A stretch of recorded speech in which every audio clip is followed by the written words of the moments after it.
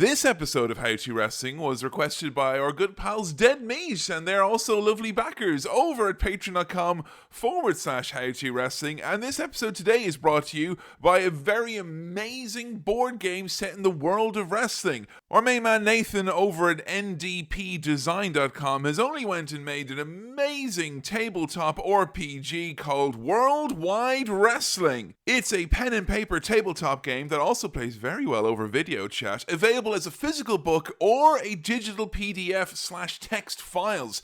Gameplay focuses on building feuds and telling stories in the ring, and the mechanics tell you how well your wrestlers impress the crowd, get over, and advance their careers. This is such an exciting concept. There are nowhere near enough board games in the world of wrestling, and take it from myself and Joe, who love a good old whirl on the old D&D now and then, there's nothing quite like a bit of role-playing, and wrestling is perfectly suited to it. You can get the soft cover version or the PDF. All of it is available at ndpdesign.com. That is ndpdesign.com. Check him out. It's an amazing project. Nathan's put it all together himself. The second edition just came out last year. There's never been a better time to get your eyes and ears all around the Worldwide Wrestling RPG. Available now from ndpdesign.com. And hey, if you'd like a little shout out at the start of an episode of How to Wrestling, you've got a product, a project, a thing, a podcast, a blog, whatever it is you're passionate about and you want to get in front of our fans, why not head over to patreon.com/How to Wrestling. Any and all information there, or send us an email, howtowrestling@gmail.com. But for now, it's time, as I've often heard it said, to back it up, because it's time for a bad man. It's time for How to Rikishi.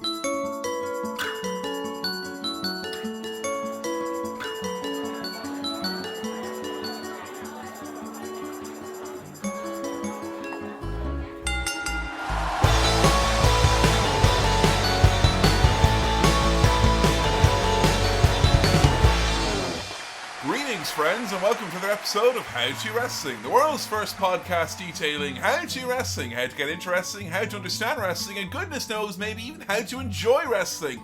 And you may look fly today because we're looking all at one of my all-time favorite wrestlers. We're looking at Rikishi today. Once again, it's me, your old pal, Cowboy Kevin, joined by my dance partner in this podcast. It's Joe Graham. Hello. How are you doing today, Joe? I'm really good, thank you. I'm excited to talk about Rikishi. Why are you excited to talk about Rikishi, Joe? Because I've really enjoyed bits we've seen. Yeah? Yeah, he was unexpectedly good. Unexpectedly good? Yeah, I just feel like, in the grand scheme of episodes, I hadn't heard much about Rikishi other than the fact that he dances and does the stink face. Yeah? Like, I'd never really heard he was a good wrestler. Really? So Yeah. you just kind of knew him as the dancing man who had things to do with his bum? Yes. Okay. So I kind of, had really low expectations going into this episode, and also the fact that, our tweet that we did for Rikishi, it didn't get, spread as much as, other episodes, which, again, I was like, well, that makes sense, because he's the guy who does, who does the dancing and then sits on people. And so. in fairness as well, following up Eddie Guerrero is no enviable feat. Yeah. And if you at home are thinking, do those folks at How to Wrestling pick big wrestlers and then slightly less grand scheme of things, massive wrestlers afterwards? Yes, we do sometimes. Special sticker for paying attention in class. For seeing the vague theme that has developed these past 6 or 7 years. Uh-huh. So Rikishi, before we settled in and we watched any of it, did any of our research, watched any matches, you said you knew him as a guy who danced. Is that just because of Dan's lovely artwork, or what was it that you'd seen of him beforehand? I hadn't really ever seen him dance, I don't think. He hadn't shown up in episodes, had he? No, but I No. just know he dances. It's a known thing. Yeah, right? it's I've seen clips of it. Okay. When they show on WWE, they might I swear there was a bit with the Usos once where and they are Rikishi's sons, and then they showed a clip of him dancing. I was like, there we go, and doing the stink face. It's that's him. So this is big dancing man, as far as you were concerned when you first heard about Rikishi. With the big bum. With the big bum. The big smelly bum. Now, he did actually appear, I do believe, it was on our Patreon, we were talking about, as we always do, the pay-per-views of WWE, which we've been reviewing all the way since 2016, SummerSlam, if you could believe. So we just passed our 100th pay-per-view review episode over on Patreon. Wow. You can access all that for $5. But I do remember when Roman Reigns first came back as his new tribal chief, head of the table character. Do you remember Rikishi's involvement with that at all? Not really. I know that he was there. They had like a video, didn't they, of like the Annoy family? Yes. And then they kind of like interviewed. I think there was the head guy from the Head Shrinkers. The Wild Samoans. Oh, Let's okay. not confuse or vaguely very wrestling stereotype tag teams from back in the day. So not Afa then. It wasn't Afa. No, it was Afa from but, the Wild Samoans. Right, but he wasn't part of the Head Shrinkers. No, Head Shrinkers would then have been what Rikishi was part of as a tag team, which was, in many respects, a wink and a nod to the Wild Samoans, which would have been a tag team from way back in the early 80s and whatnot. Right, okay. So yeah, I remember them bringing out like a bunch of these like Samoan wrestlers to talk about how Roman was the head of the family. But they didn't really do anything, and they didn't really show many clips of them, I don't think. I do remember it was after he won the title, and this is during the pandemic era, folks, so forgive us Yeah. all if we all completely, willfully erase it from our memories. But I do remember that, like, a bunch of them all came out on stage. I don't think Rikishi was there, and they gave Roman, like, you know, the traditional flowers and stuff after his match's victory. And they did include Rikishi where they had, like, a clip where they were talking about the table, and he was like, even from a young age, Roman Reigns, 6 years old, knew he was the head of the table. And that's kind of the first thing I wanted to ask you, because it's a really interesting story, the story of Rikishi, and absolutely not typically the story that you might think it is. It's far more from that, hey, it's the dancing guy who seems to have spun off an entire world of fetish videos online. Wait, what? More on that in a little second, Joe. Is it because of his bum? Maybe. You've been reading the TMZ headlines again, haven't you? Yeah, I saw he called out Kim Kardashian. Well, she apparently, allegedly, has nothing on his fat ass. It's true. He has the fattest ass. But the Annoy wrestling family, we've talked about some, dynasties in wrestling before, Yeah. least of which, the McMahon family. Yeah. But as Cody Rhodes will have us know, wrestling has more than one royal family. We've done episodes about the Rhodes, the Harts. We've even talked in our last episode about the Guerrero family. And the legendary wrestling families those all are in their own very unique ways. Yeah. The Annoy wrestling family, who do you know who's part of it? Like, what is it that you know about this group of wrestlers that seems to... Honestly, every time I find out who's in, I'm like, oh shit, them too. How about that? I don't know if... Because I can make an educated guess. Please. But I am worried that I have bought too much into kayfabe. And I know that WWE is really bad for being like, oh, you're from Samoa, therefore you must be part of this particular wrestling family. As long as you don't list Paul Heyman as a member of the family, you won't be volunteering. Is he Samoan? Well, no, because he's part of the fucking bloodline, Joe, isn't Oh, he? I see. That's not... He sits adjacent to the head of the table. No. I just mean in that, like...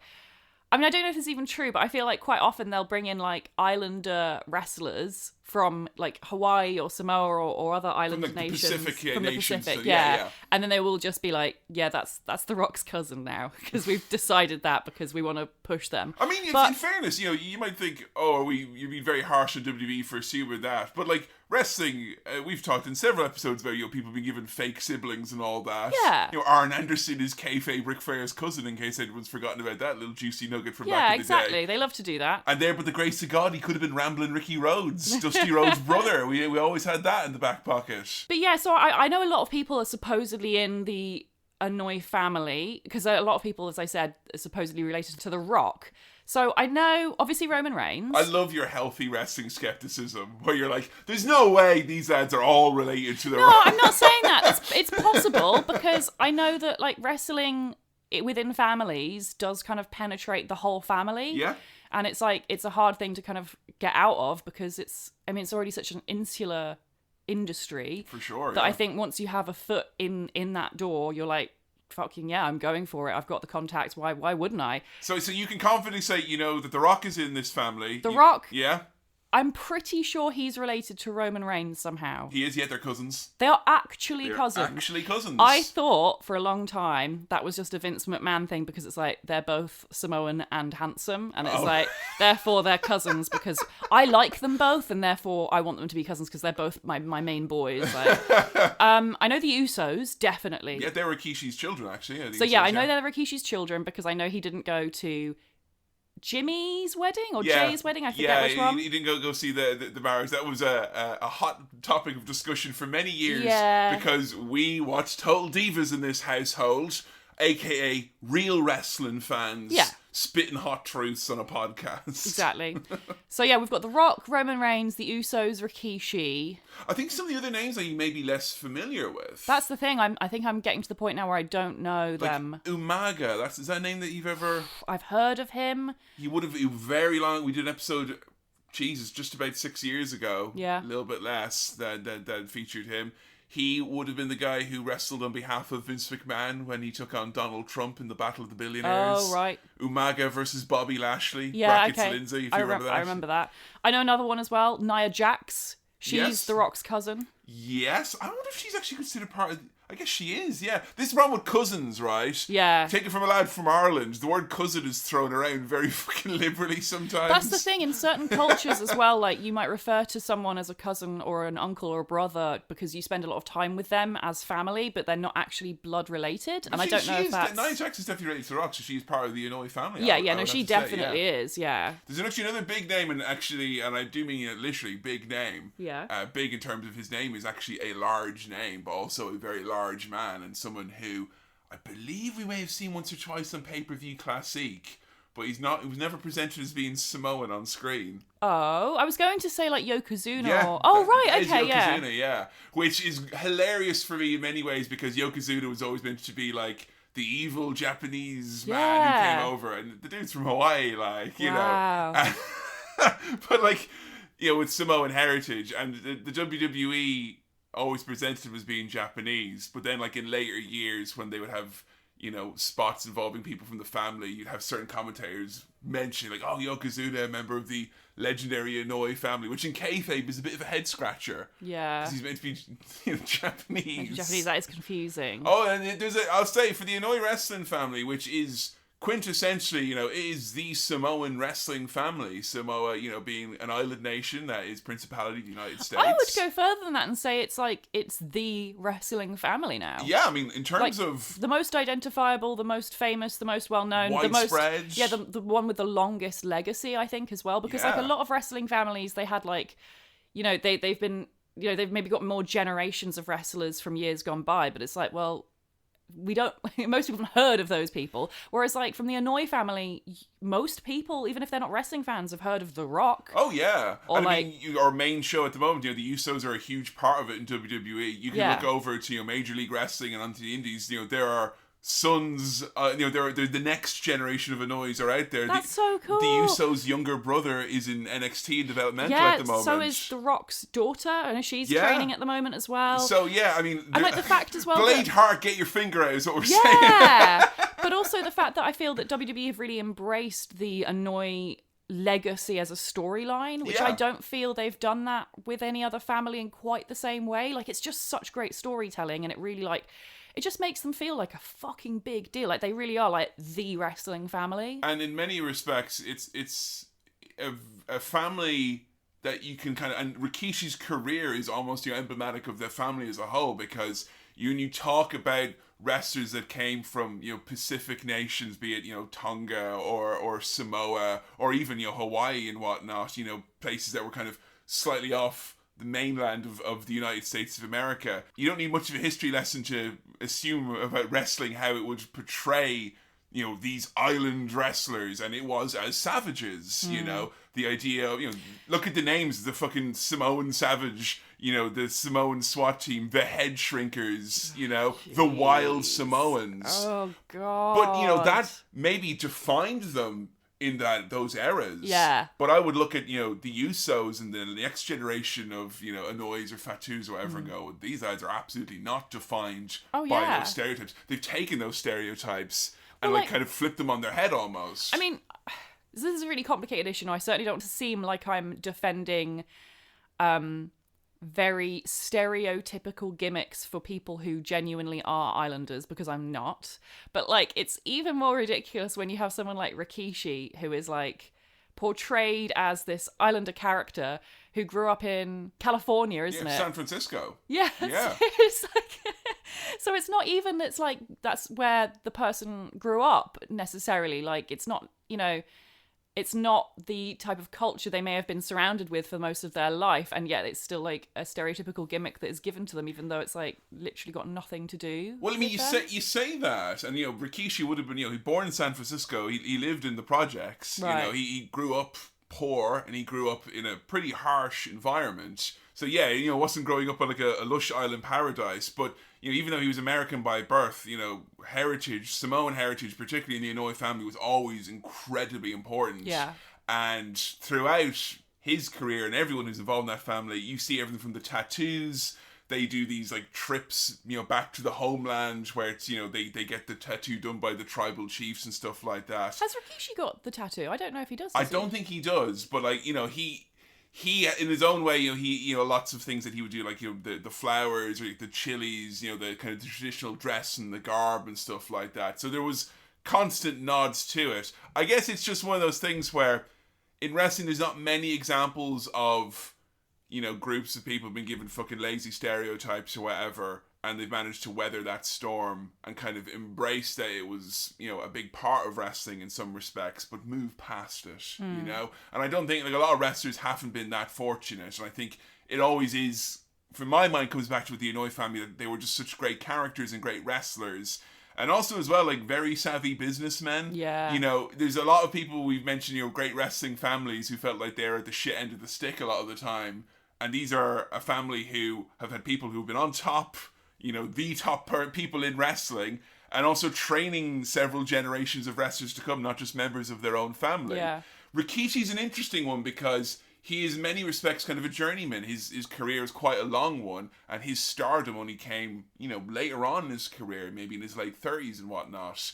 And the path to his stardom was definitely not typical. And I think a lot of times when we're looking at his career, there's some frustrations there, the path's not taken. But let's get into his career and his backdrop and talk about the man that would become Rikishi. Because we said he grew up, and we watched some videos of when he did a character that went back to these places. He grew up in quite severe poverty. Like he grew up in a very small house. A little detail that made me pop as a Trailer Park Boys fan, the projects where he grew up in San Francisco was actually called the Sunnydale Projects. What? Which is pretty amazing. But, I remember seeing the videos, and I think you and I watched these together. I was just seeing like where he was walking around. He's like, this is the house I grew up in. And it's like, doors kicked in, spray paint everywhere. Like, he properly grew up hard. But that doesn't mean that he didn't have, a nice childhood or anything like that, because he spoke in interviews very vividly about, being such a big wrestling fan at the time. He was into, wrestling at high school, amateur wrestling and stuff like that.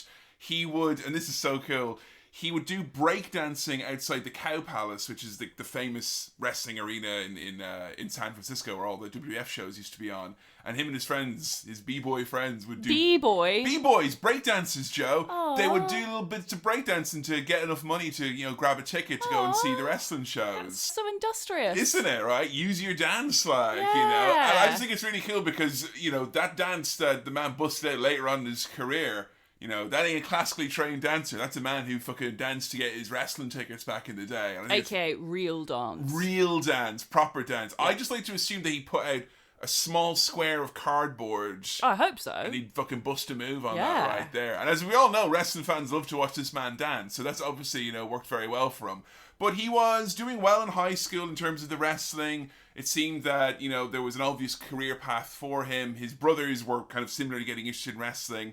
Age 17, this is shocking now. I knew that he was involved in this, but I didn't realize the age. Age 17, drive-by shooting. What the fuck? He got shot several times in the abdomen, which... What? You don't need me to tell you that's not where you want to get shot. Oh my god. So he has on his sternum, there's kind of like He's got a scar. I thought he'd had heart surgery. No, it's from the surgery he had to have from the shooting. Now, obviously trying to find out about a drive-by shooting that happened in, the 80s or whatever is difficult and all that, and obviously he doesn't want to speak at great length about it. The few details I know is that he wasn't involved in gangland activity. He was literally caught in the middle, just a passerby. He was just a guy walking on the street, and then these guys swung by to get someone else, and he got caught in the crossfire. He died for 3 or 4 minutes on the operating table. 17 years old, mind. Oh my god. So he's dead on the operating table for 3 or 4 minutes. He has to stay in the hospital for around 3 months afterwards in intensive care, to recover from the shooting.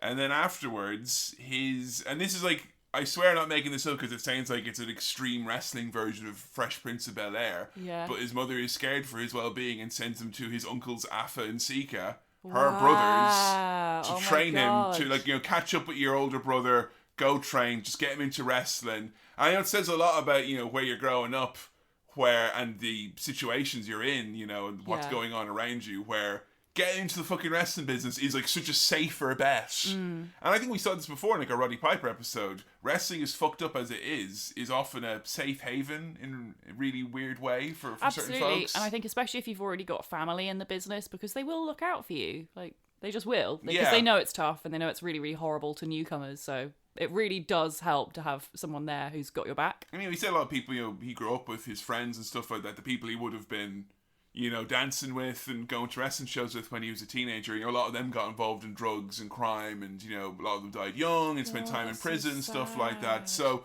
he got out of, a different type of life, I guess, but his advantage in that situation was the fact that, he had very, very famous world-traveled, well-renowned uncles to train him to become a wrestler. So he starts wrestling as a tag team with his cousin Samu, and they're put together as the Samoan SWAT team, which is such a fucking cool name for a tag team. Samoan SWAT team? Or the SST, Joe. Did they wear SWAT vests? No. They kind of I saw some clips of them from back in the day. Yeah, they wrestled in Texas and World Class and places like that.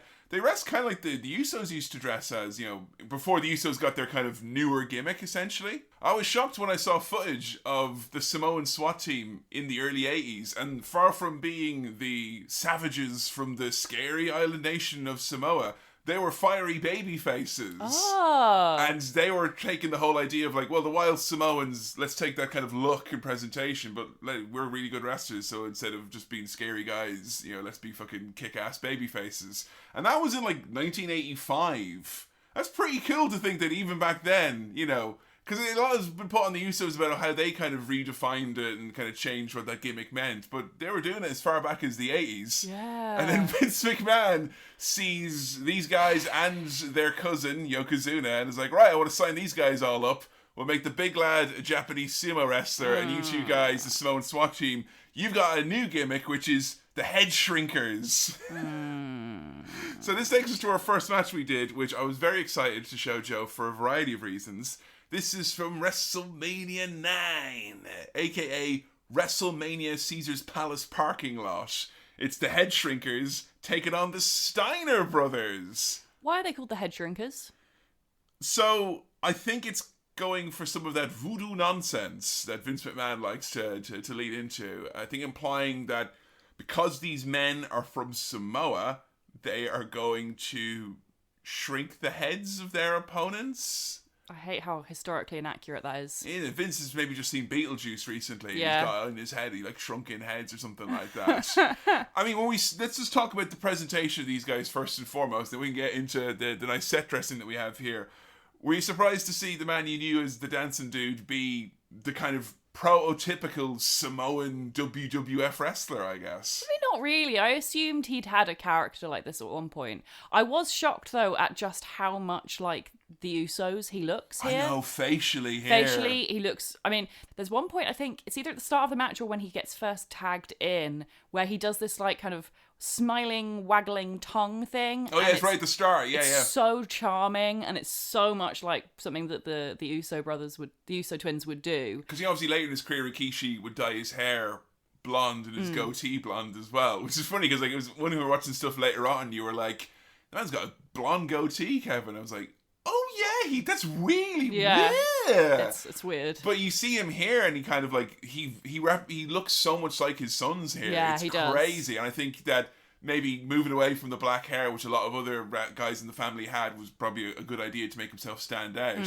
But the body shape is completely different here. Absolutely. He is not the 400 or allegedly 400-pound man that we would see later on in his career. No, not at all. No, he's a very different shape. Yeah. Still got a bit of a booty though, little bit. I guess so. I didn't.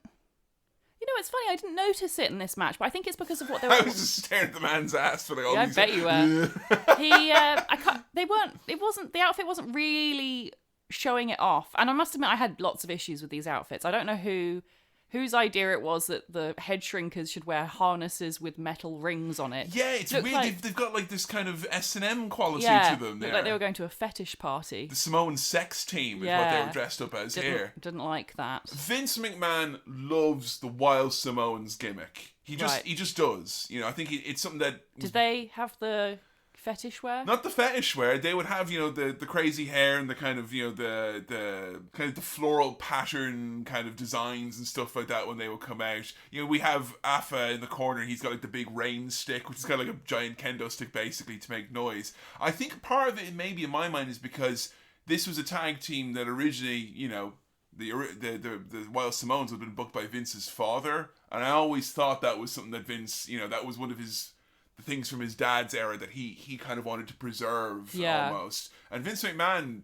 you know, he clearly cares enough about this gimmick, but I don't know if he cares enough about the guys who are doing the gimmick, because even though these guys are both Samoan dudes, it feels like they're playing dress up a little bit here. Yeah, like no, this definitely. isn't really who like they don't seem like mean dudes, you know? No, they seem cool. Yeah, and what a great team to put them up against. Young Rick and Scott Steiner here, who we got a little chat with Mean Gene beforehand. Mean Gene, who's in his little Caesar Roman outfit. He's so cute. Gladiator, remove your helmet. I love it. So WrestleMania 9, I think we saw, it was either the Luna episode or the Sherry episode, because there's the brawl between those two, but this is a WrestleMania you like the look of, you like Love the it. theme of. Love it. I love how shit it looks. It looks like a panto stage. Like it's just painted by amateurs. Like you gotta go see like something that was put on by like a local theatrics group, Yeah. you know? Uh-huh. Like an epic. Amdram. So everyone is dressed up in the Roman gear here, but of course not the Steiners. The Steiners are straight up in their regular Steiner presentation, which is colourful wrestling men with slightly higher pitched voices than you remember. Old Rick Steiner looks pretty much exactly the same. Yeah. I don't think he ages. No, he always looks the same. I like that about him. He's consistent. But Scott Steiner, almost unrecognisable in his own right here. He's in his early form of Scott Steiner, where he's got the long hair and he's slightly less buff. And I got a slightly higher pitched voice like this. Not quite. It is more. I sounded like Jerry Lawler. I don't want to do it myself because yesterday I tried to and I gave myself like a cough. You know, Mean Gene, we want to go out and do this for Julius Caesar, because they dedicate their fight to Julius Caesar, which I think if you are going to dedicate it to a historical figure, fair enough. Yeah. You know, Julius Caesar might be doing it. The head shrinker's coming out, and there's something about this fucking music.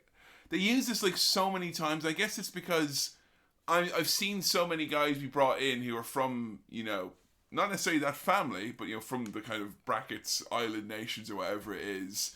And they give them the fucking chirpy birds and the bamboo fucking percussion and the... I don't know what it is. It feels like it's low energy, like it doesn't suit the explosive nature of Yeah. the guys you're about to see. Definitely. You know what it is? But they got a big old stick and they got Afa in their corner and they have a special pre-match ritual because of their strange culture that none of us in America could ever understand. They did a little thing and they all got together and they all went wah. Oh, it was nice. Did a little wah before A they... team. Wow.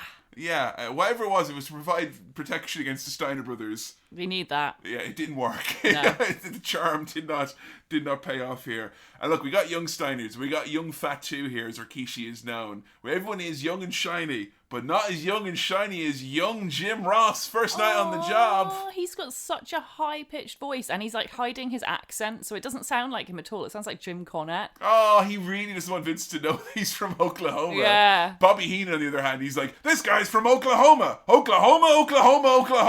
What the hell's a slobber knocker? Every time Jim Ross has an opinion, Bobby Heenan's like, but you're from Oklahoma, you can't have an opinion. You have not lived until you've heard the young Jim Ross be like, well, basically, Bobby, a slobber knocker is a physical contest between two people who are very hard hitting and it's very exciting, and that's why I think this is what we call a slobber knocker in Oklahoma, Bobby. What the hell does that mean? That sounds disgusting, Jim Ross. And we also, as well, have young shiny Bill Alfonso. Without a whistle and with some teeth. So there you go. Yes, and his ref form. This match is amazing because you've got like two very hard-hitting teams, but hard-hitting for different reasons. But what really, really, really stands out is that old school kayfabe, I guess you call it, the hard heads of the Samoans, which I'm sure we've talked about before. But, you know, it stopped the flow of this match once or twice. You were like, what's going on? Why is he stopped? And I was like, oh, he's done a headbutt, hasn't he? What is your understanding of the Samoan head, as WWF and Vince McMahon like to portray it? I don't know. There's a moment where Afa like makes Fatu and Samu headbutt each other to make them stronger. For fuck's sake, lads. I don't know. I think because there's a moment on commentary as well where like Jim Ross or Bobby Heenan or someone talks about the thick craniums of the head shrinkers. Put the calipers away, lads. Yeah. Put out the phrenology textbook, please, for the love of God, I'm begging you. Like, and it's such a shame because, like, I love the idea of, like, a group of wrestlers having a particularly hardened body part from, like, years of training. Oh, yeah, because I think we had that in the Dusty episodes. Kim, the Korean wrestler he took on. His elbow. It was his forearm or his elbow, and he showed at the pool smashing, like, full cans of beer with it. Yeah, they weren't, like, because he's Korean, therefore genetically he has a strong forearm. The it's damn like Koreans and their forearms. Yeah, it's like, no, he's trained really hard to get that way. And it's just like, it's such a shame that they've turned this like nice idea of like, yeah, they've got an advantage over these other people into, yeah, it's because we're racist and they've got small brains. They don't have thin, normal skulls like the rest of us. Yeah. I mean, there's so many easy ways that you can kind of, you can say these guys are so like fucking, you know, they get so hyped up in a match, and Afa gets them in such a like a war state or whatever it is. They're all hyped up so much that they can smash their heads into each other and use that to psych themselves up. That's, I guess, slightly less racist than, you know, they were born with thick skulls because they come from somewhere else. Yeah. And I wonder now, like, does it feel like, you know, Rikishi did that for many years as well? It's something that, you know, Umaga did as well. Like, it was only in the last 10 years, I think, that, like, Roman Reigns is the guy where... Yeah, you would never see that from him. Has someone headbutted Roman Reigns and him, like, no solo? I don't think so. No, I don't think so. What about The Rock? No, The Rock never did that. Yeah. That's so weird, though, isn't it? It is, yeah. It's just beneath them. It's shit. It's just one of those things where it's like, you know, it's the closest to WWE. Like, certain spots and elements of kayfabe in this match reflect the cultural shortcomings of our tiny pea brains that we had at the time. Why can't they make it into like a Hart thing where it's like, yeah, if you're a member of the Hart family, you've learned how to do all the stretch holds from Stu. I was going to say, when you're in the Hart family, you've got a really strong heart, like, you know, chops don't affect you. No, just like the idea that like if you're from the Hanoi family, you've been trained by, you know, generations of wrestlers who have like told you secret techniques to hardening your head so you can be a tougher opponent. Like, that's so much more cool than...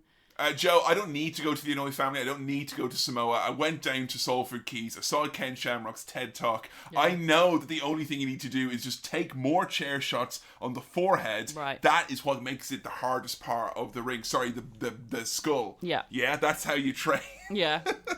Right, we need to talk about the moment in this match where Scott Steiner nearly fucking dies. They go against the ropes, and this is hard-hitting stuff, like, for, you know, the early 90s, this is, you know, the tail end of the Hogan era. This is, like, it wouldn't have been out of place, other than some of the kind of cultural stuff we've mentioned. This wouldn't be out of place in a modern show. Oh, yeah. But there's a part, like, where they hit against the ropes, Scott is being kind of lifted up by Samu, and then Fatu is, like, pulling the ropes down. I think he's going to, like, bounce off it or something. But the ropes go down too low, and Scott Steiner just goes sailing. Right through. Like, proper. I mean, I wish it was through. It's fucking straight over. It's like doing a big Roman Reigns dive at WrestleMania or something. He lands right in his fucking head, and he gets up straight away, like, because... You know, Scott couldn't live with the embarrassment of anyone thinking that he was a mortal man. Now, surely Scott and Rick Steiner, if you're going to talk about people having naturally thick skulls... Right? There they are. Genetically, I am positive they have thicker craniums than the average person. Yeah, and also as well, it doesn't work because there is a point where Samu runs into the turnbuckle and goes over and he does like hit his head off the turnbuckle. Oh, no. And you can see he's like, oh fuck, and it's like, all right. Oh no. It doesn't work then if that's your kayfabe. When he actually gets his bell rung, then you're like, oh, what's happened here now? There's like some of it genuinely I couldn't help but laugh at though. Like Fatu poking his head out, old Rikishi there, and he's like, come on, give it to me. And he has his head through the ropes, for the other wrestler to go like, yeah, and like use it like you would a foot or a turnbuckle. It's just the visual of it where he's like, yeah, hit his face into mine. It's just so fucking silly. Something I wanted to ask you about, Rikishi here and his partner, Fatu and Samu, they're both wrestling barefoot. Oh, yeah. And they're throwing out super kicks left and right and all sorts. What are your thoughts on the old barefooted wrestlers? I'm fine with it, so long as they're fine with it. Yeah, we've had a lot of wrestlers who used to be barefoot who then later go on to wear shoes. They learn.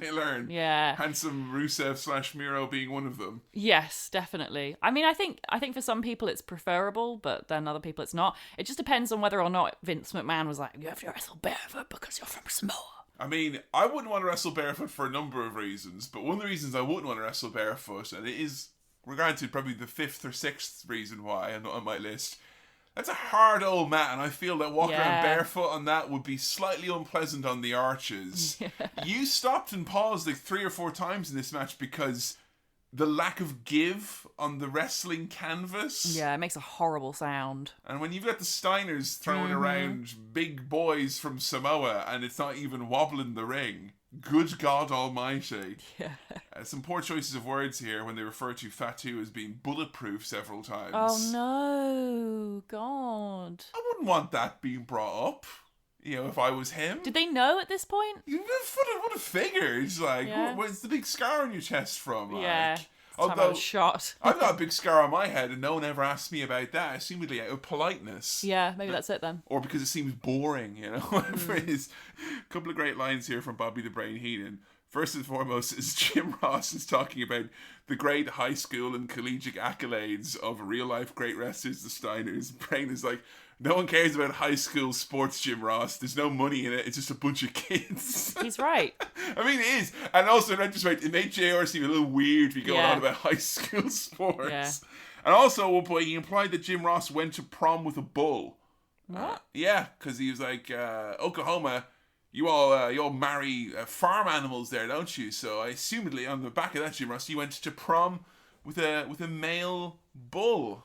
Poor Jim Ross. It's not a nice day on the job. Keep in mind, his other broadcast colleague, do you remember who was on this? The other commentator? Oh, yeah, it was Macho Man. He was distracting is the nicest thing I could say about him on commentary. I don't remember much of what he said. I think this is the point in the evening where he's like, people aren't reacting when I say anything, so I'll just wait until there's a lull in the conversation. Yeah.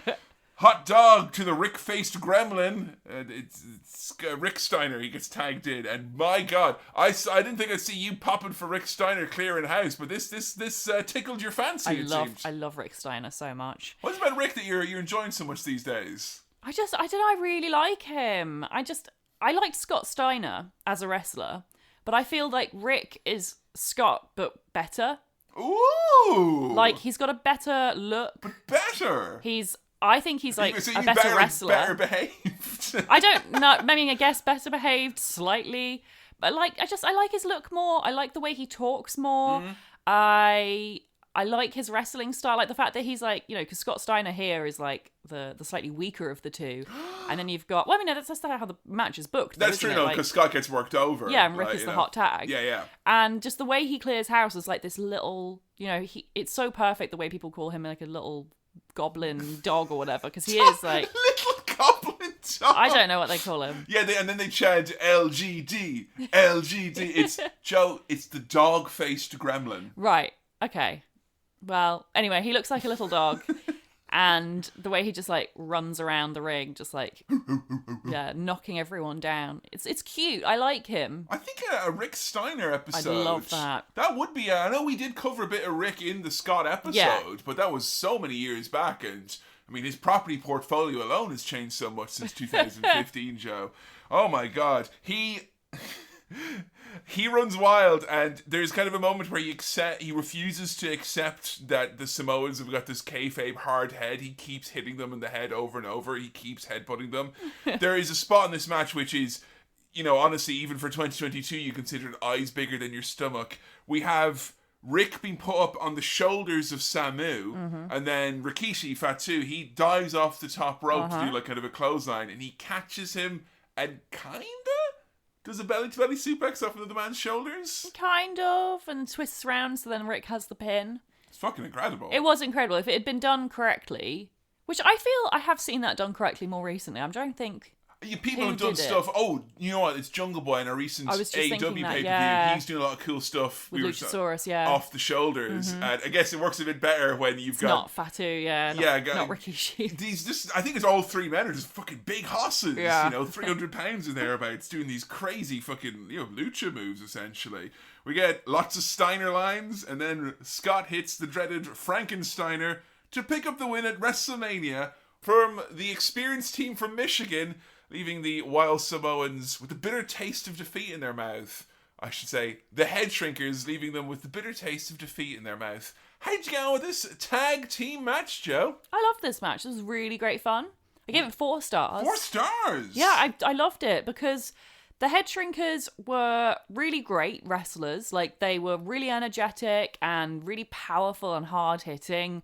And obviously the Steiners are awesome, pretty much any match. It's nice as well to see the Steiners against opponents who seem like they can handle them. That's it, because I think we saw before, way back when we did our Scott episode, it's like, not that they were necessarily bullying people, although I'm sure they did that, plenty of people who would have attested to that fact, but just when you got wrestlers who can kind of put that little bit of extra sprinkle of hard-hitting snugness, or whatever you want to call it. Potato sprinkles. Yeah, and just...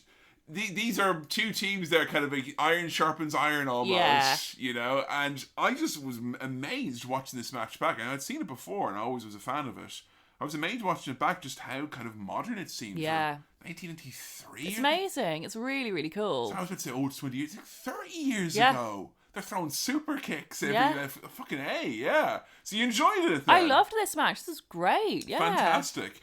So after this match, the Head Shrinkers did get the Tag Team Championships eventually when they were teamed up with Captain Lou Albano, who's another kind of figurehead from back in Vince McMahon's father's day. And it was kind of, they made them good guys, and the idea was that it was kind of like maybe like a feel-good moment that kind of the next generation of Wild Samoans got the tag titles. But Samu had a series of injuries he was dealing with, so that ended up rotating him out of the group. They brought the Warlord in, I found out, who I didn't realize was Samoan, but whatever, he was a head shrinker, or should I say, a new head shrinker.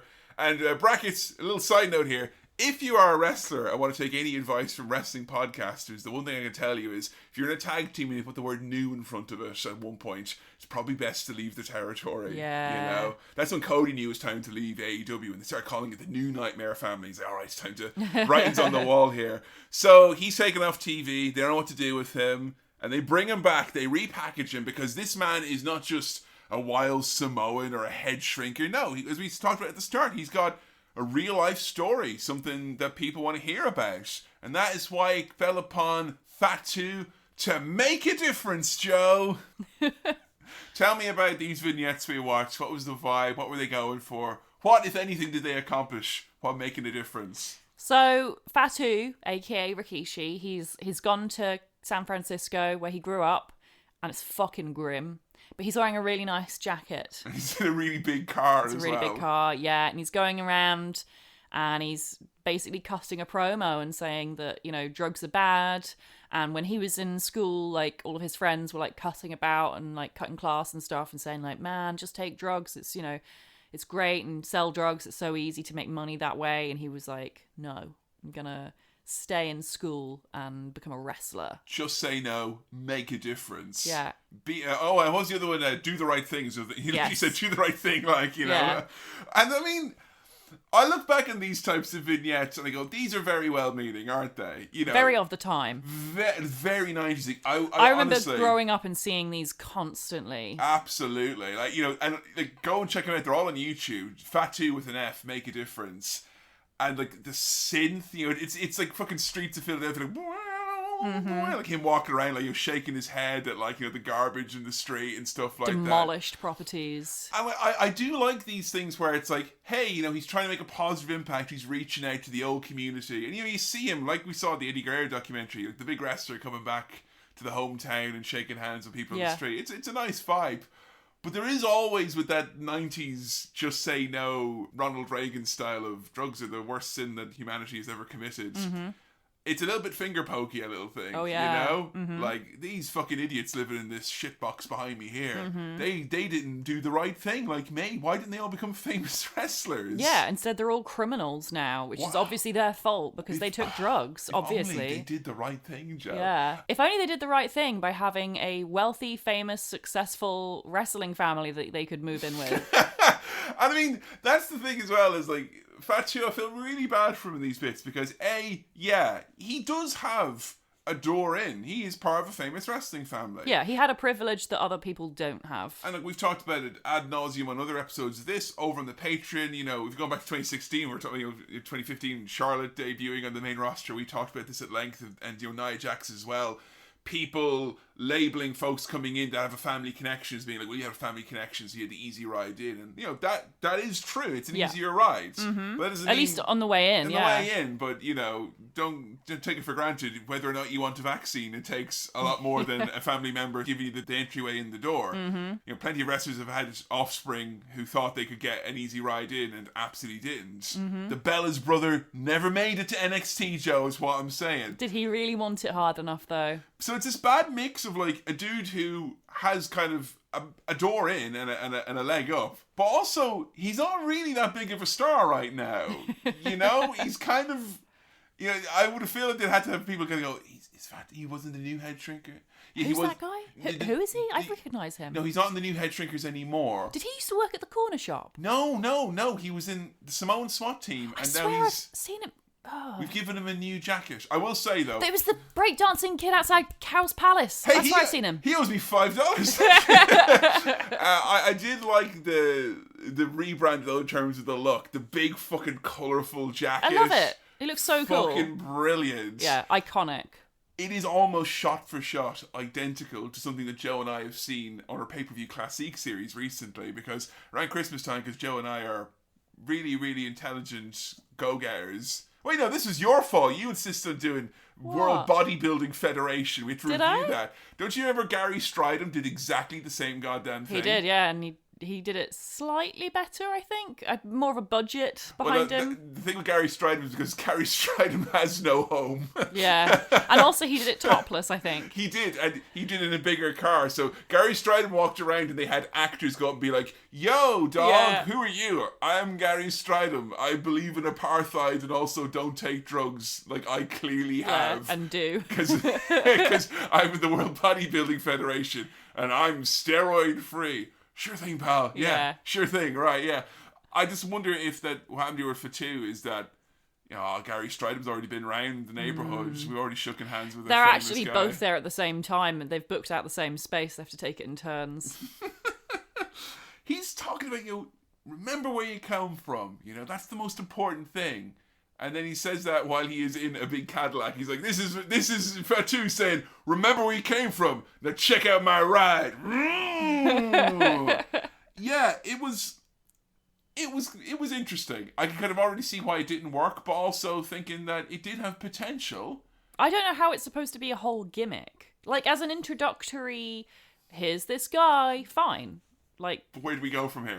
How is that a character? Like, is that what he just continues to do is just say no to drugs, kids, and just hangs out in San Francisco forever? So you're struggling with the storyline here. That's interesting because Vince McMahon and the rest of the creative team clearly struggled with the storyline, because we watched the storyline, inverted commas, which was the young man Fatu wants to make a difference. Comes out, he wrestles a few squash matches, takes on some jobbers and superstars, and all of a sudden, hey, he's moving up the ranks. And, not for nothing, this guy in the series of matches that we saw him on Superstars, he wrestled Stone Cold Steve Austin, Mankind, Triple H. He also wrestled Bret Hart for the championship when he was in the tag team still. Wow. And these matches were unfortunately overshadowed as the young, well-meaning Fatu had demons and ghosts from his past show up, Joe.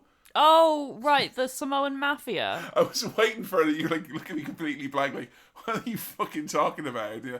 Oh yeah, these guys. It's so weird. It looked like the Blues Brothers, but Not. I thought they were dressed up like, classic Undertaker, where you had like the hat and the mortician's tie. Definitely. A bit like that as well. It looked very silly. It was just these two goons basically standing around, and they didn't say anything or do anything. They just were there. They kept showing up in his matches. And At one point, they like talk to Fatu, and they're like, hey man, drugs, it's so good. They literally are like backstage and going, come on man, do the easy thing. Yeah. And Fatu's like, what? They're not clear on what it is they want him to do. Something to do with drugs. I want to do the right thing, but come on, do the easy thing. I don't know if they want him to take drugs or sell drugs. They said, and I quote, come on man, let's do the easy thing and make some money up in this. Yeah. So I'm thinking they're like going to sell drugs to wrestlers, like. I'd love that as a storyline. It would never happen, but I'd love that. Fatu's just sitting down going, like, look guys, I want to get rid of all the drugs in the community. But Vince McMahon is like, but I sell drugs to the community.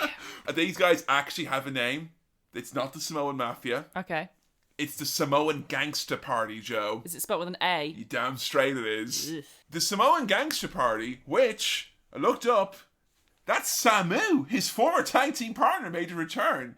He's the other member of the Head Shrinkers. He's the main man. And the dude behind him is Rosie, who would later be involved in 3 Minute Warning. We were Eric Bischoff's guys. Yeah. And he would also be the Hurricane superhero tag team partner. So two members of the Inouye family here. Huh. So they are Rikishi's actual family. Yeah. So they approach him, then they show up in another match, and Vince McMahon's like, what are these gentlemen doing here, interrupting Fatu's match when he's clearly trying to make a difference here, Mr. Perfect.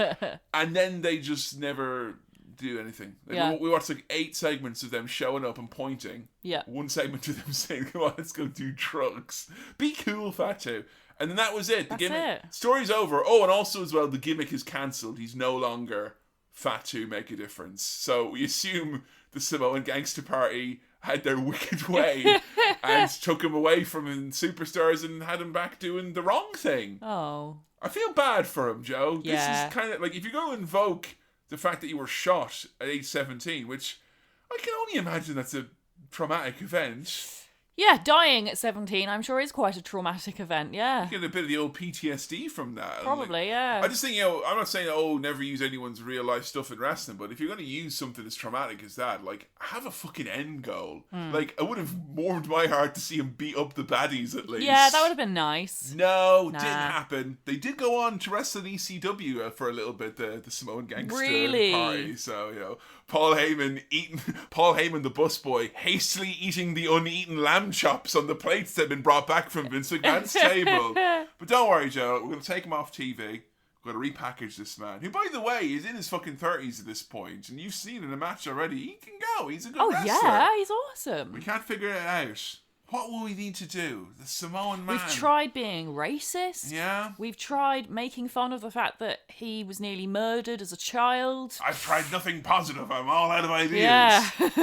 What would you, if you're Vince McMahon right now, and I don't want to use that phrase too often because you're one Vince McMahon impression away from turning into the man. No! You're with me. That's good.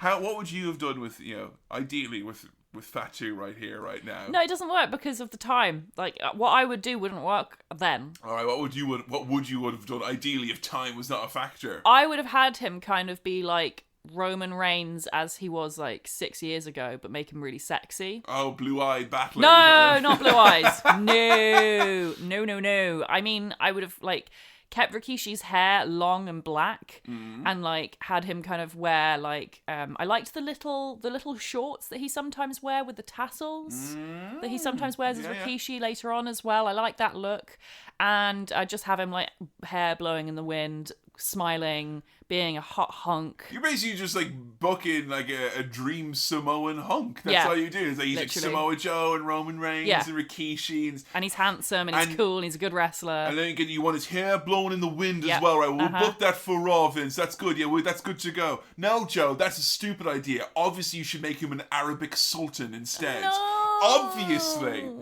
Did you think I was joking when I showed you his new gimmick, the Sultan? Yes. I thought you were showing me someone else. Like, when... Have you written down Red Oz? I was building up to that. How dare you? He's Red Oz is how I was going to describe him, because he does have a bit of a wizard vibe about him. He's got big puffy wizard pants. I hate he has it. a pointy hat like that. Also, as well, they've given him some serious fucking doing on the hair. He's bald. He's got that fucking tight ponytail. Like, he is almost unrecognizable. Yeah, he has he is. Yeah. that kind of shredder face mask on him as well. I hate it. There's so many different gimmicks going on here, and it's clearly designed by someone who's never seen a sultan, never seen a wizard, but has maybe seen a photo, like a drawing of a wizard, and gone, that's a sultan, right? Or vice versa. It's He's a fire mage, Joe. That's what he clearly is. So confused. And you know what? They clearly have never seen fucking Rikishi, either. Oh, yeah. Because this guy is like, if you see Rikishi and the many things that he can do, let's cover him up. But why would you give him this gimmick?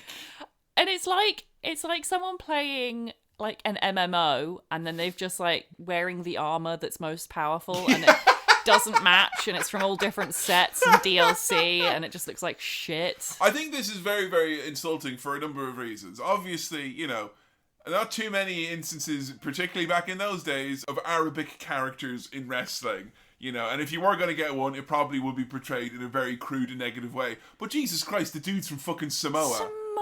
It's more than a flight away from anywhere remotely close to the Middle East now. Come on. Not even remotely the same race. I just love, and we reviewed this, the match that I showed you from him, which is him and The Rock at WrestleMania 13. We reviewed that right at the start of season 4 of the SGR podcast. And we were just so overwhelmingly confused, because this is one of our favourite dudes, Rikishi, from the SGR. He's one of our standout MVPs. And you've got Bob Backlund and the Iron Sheik.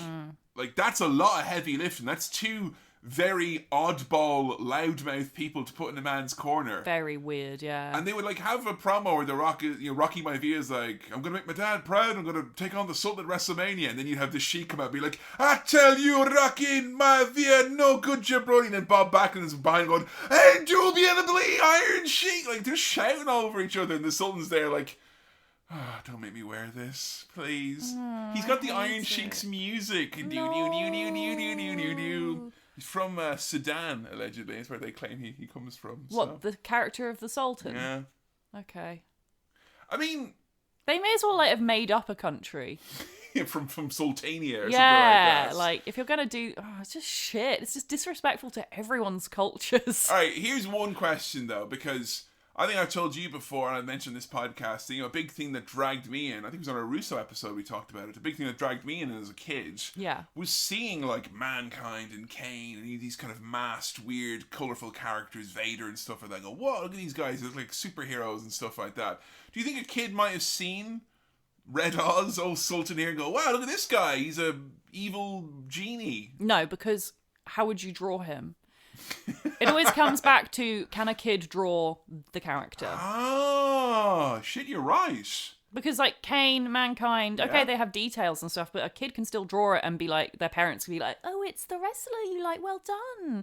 You draw the Sultan, no one can even remember what he's wearing. It's I think he's got a pointy helmet on, I don't know. It's a mask that would make even us in the height of the pandemic going all right, mate, a bit much. Yeah. Come on now. It looks like, Dyson got that new special mask that sucks in the air around you and shoots out a protective orb. Yes. Right? It's he's got that. So, Sultan lasts for couple of months. I'm surprised it was that long. It's so bad. Yeah, I mean, the highlight of it was, he got a match at WrestleMania that was really just to put over The Rock. Get to wrestle his cousin at WrestleMania, that's cool, I guess. Right. And he wrestled Undertaker on Raw for the title at one point as well. But, he was just a baddie to beat up, really. And I think it was kind of insulting to do that to someone who is, and I will admit this to you, Joe, now, this man was a member of the BSK. What's that? The Bone Street Crew. What's that? You ever notice the Undertaker's got a giant tattoo on his tummy that says BSK? No. He's got big letters around his tummy. It says BSK. I don't think I've ever seen him topless. Oh, no, you definitely have. Have I? Because, most of the matches that by the time you start watching regularly in 2015, and by then every match, the Undertaker, at the end of it, he'd be like, boom, take his top off. Yeah, but he's so old now and saggy, you can't really see what's written on him anymore. Well, it used to say BSK, okay, which stands for the Bone Street Crew. And Undertaker was always very much like, oh, people, wearing sunglasses. Oh, people never going to know who the Bone Street Crew is and what we all about. It's just a collection of black men and gentlemen in the locker room. That's all I want to share about that. And it's kind of, whoa, there was the Click, right? We know about the Click. Yeah, obviously. They're all cool or whatever. Kevin Nash and Triple H, whatever. The Bone Street Crew, right? You're talking Undertaker, yeah. You're talking Rikishi. Okay. You're talking Yokozuna. You're talking the big fucking boys. Okay. And what these lads would do, yeah, for the business mind, is they would meet backstage and play dominoes, which are colloquially known as bones. So the Bone Street Crew is just a bunch of lads who used to play dominoes together. I like to imagine as well that they played it not proper dominoes, where you have to match up the numbers, but like fun dominoes where you like line them up and then flip them down.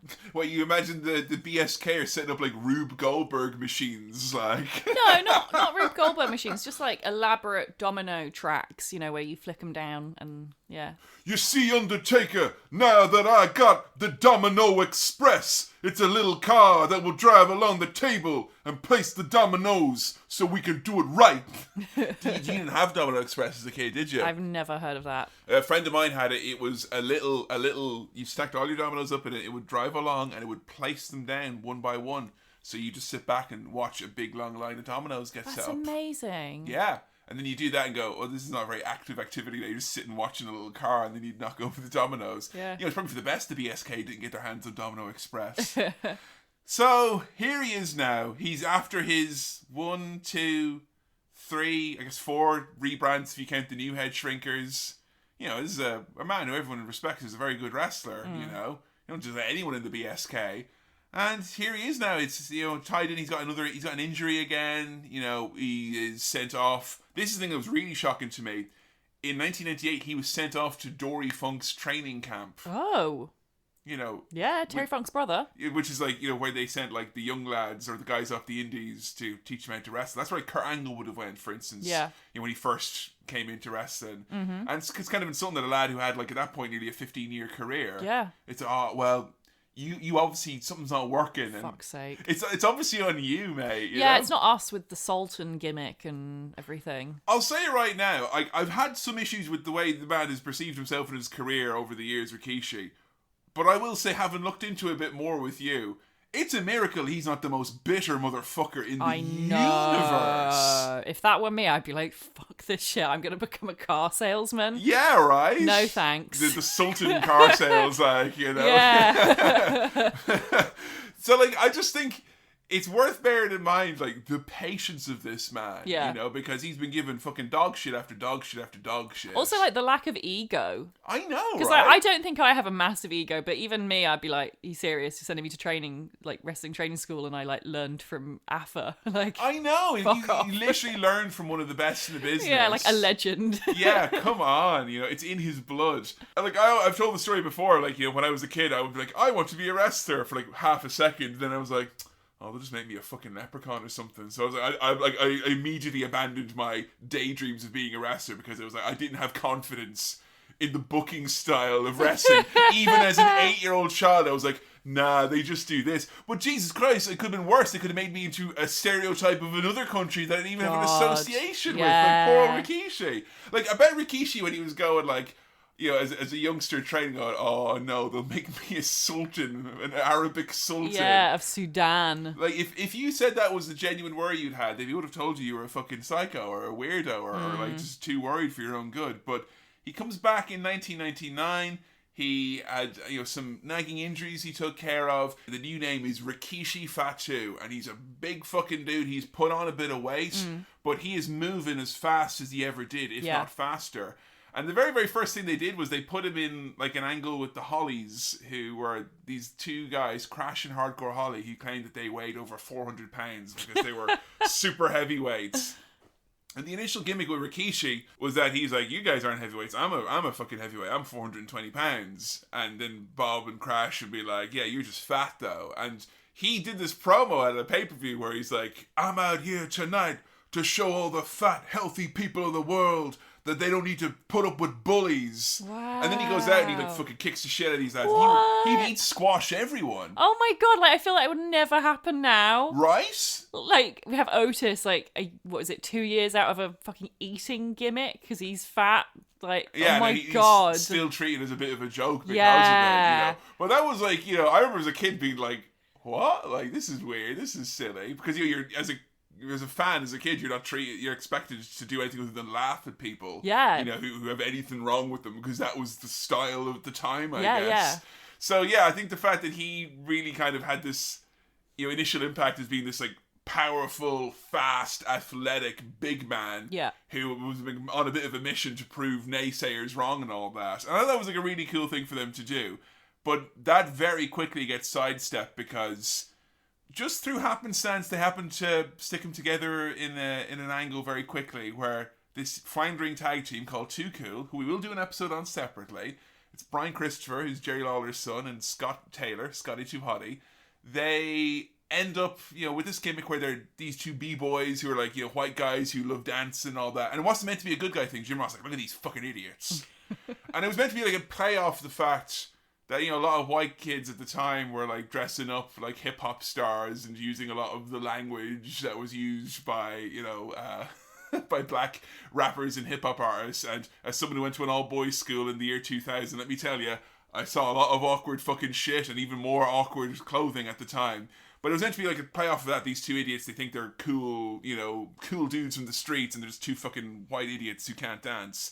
And then Rikishi comes into the mix, and all of a sudden, this big, strong, powerful Samoan dude who's kicking everyone's ass is like, all right, I'll do a little dance, just this once. So did they try and make everyone dance with them? No, at the start it was just they were dancing like fucking idiots. I just don't understand why Rikishi, of all people, was paired up with them. I think it was just because he could dance. Yeah, but in kayfabe, why? In kayfabe, it was literally like these guys saw this big, powerful dude. I think it was like around the time of a Survivor series or something like that. They needed a team or whatever it was. So Rikishi was just like the guy that they had, They were feuding with the Hollies and he had feuded with the Hollies as well. So he was just kind of adjacent. I don't think they planned it to be a long-term thing. Right. But like I showed you the first time they danced together. And it's like, it's wrestling 101, isn't it? Yeah. Because, you have the person who's like, oh, I don't want to dance. And you bring him in and he's like, maybe I'll dance. And then he fucking does the dance. I mean, I'm trying to explain this to you about why it was such an important deal on the playground. But you tell me what you thought of the dance, because we watched plenty of Too Cool dancing with Rikishi. So what are your thoughts on the gimmick, I guess, of the dance breaks? The gimmick I find weird. It doesn't make sense to me. It's random. You love dance. You're always going on about dance. I'm not talking about the actual dance itself. Okay. The dance itself, I love. Rikishi fucking owns it. He's so good. I actually think he might be the best dancer I've seen in wrestling. I'm trying to think of anyone I've seen that I was more impressed by. I was like Joanna, Carmella, Lana, No. professional dancers. No. And that's the trouble, is you can be a professional dancer and also have no rhythm and no actual Poor Lana. innate talent. I'm sorry. I'm sorry. And I'm saying this like, the only reason I feel comfortable saying this is because I'm not professional, but like I have qualifications in dance. Yeah, you did dance Yeah. at college and Yeah. at college and school and stuff like that. Yeah. It doesn't mean I'm any good. I suck. I dance like such a stereotypical white lady. I have no innate rhythm. I have no innate skill. My body doesn't move the way proper dancers' bodies move.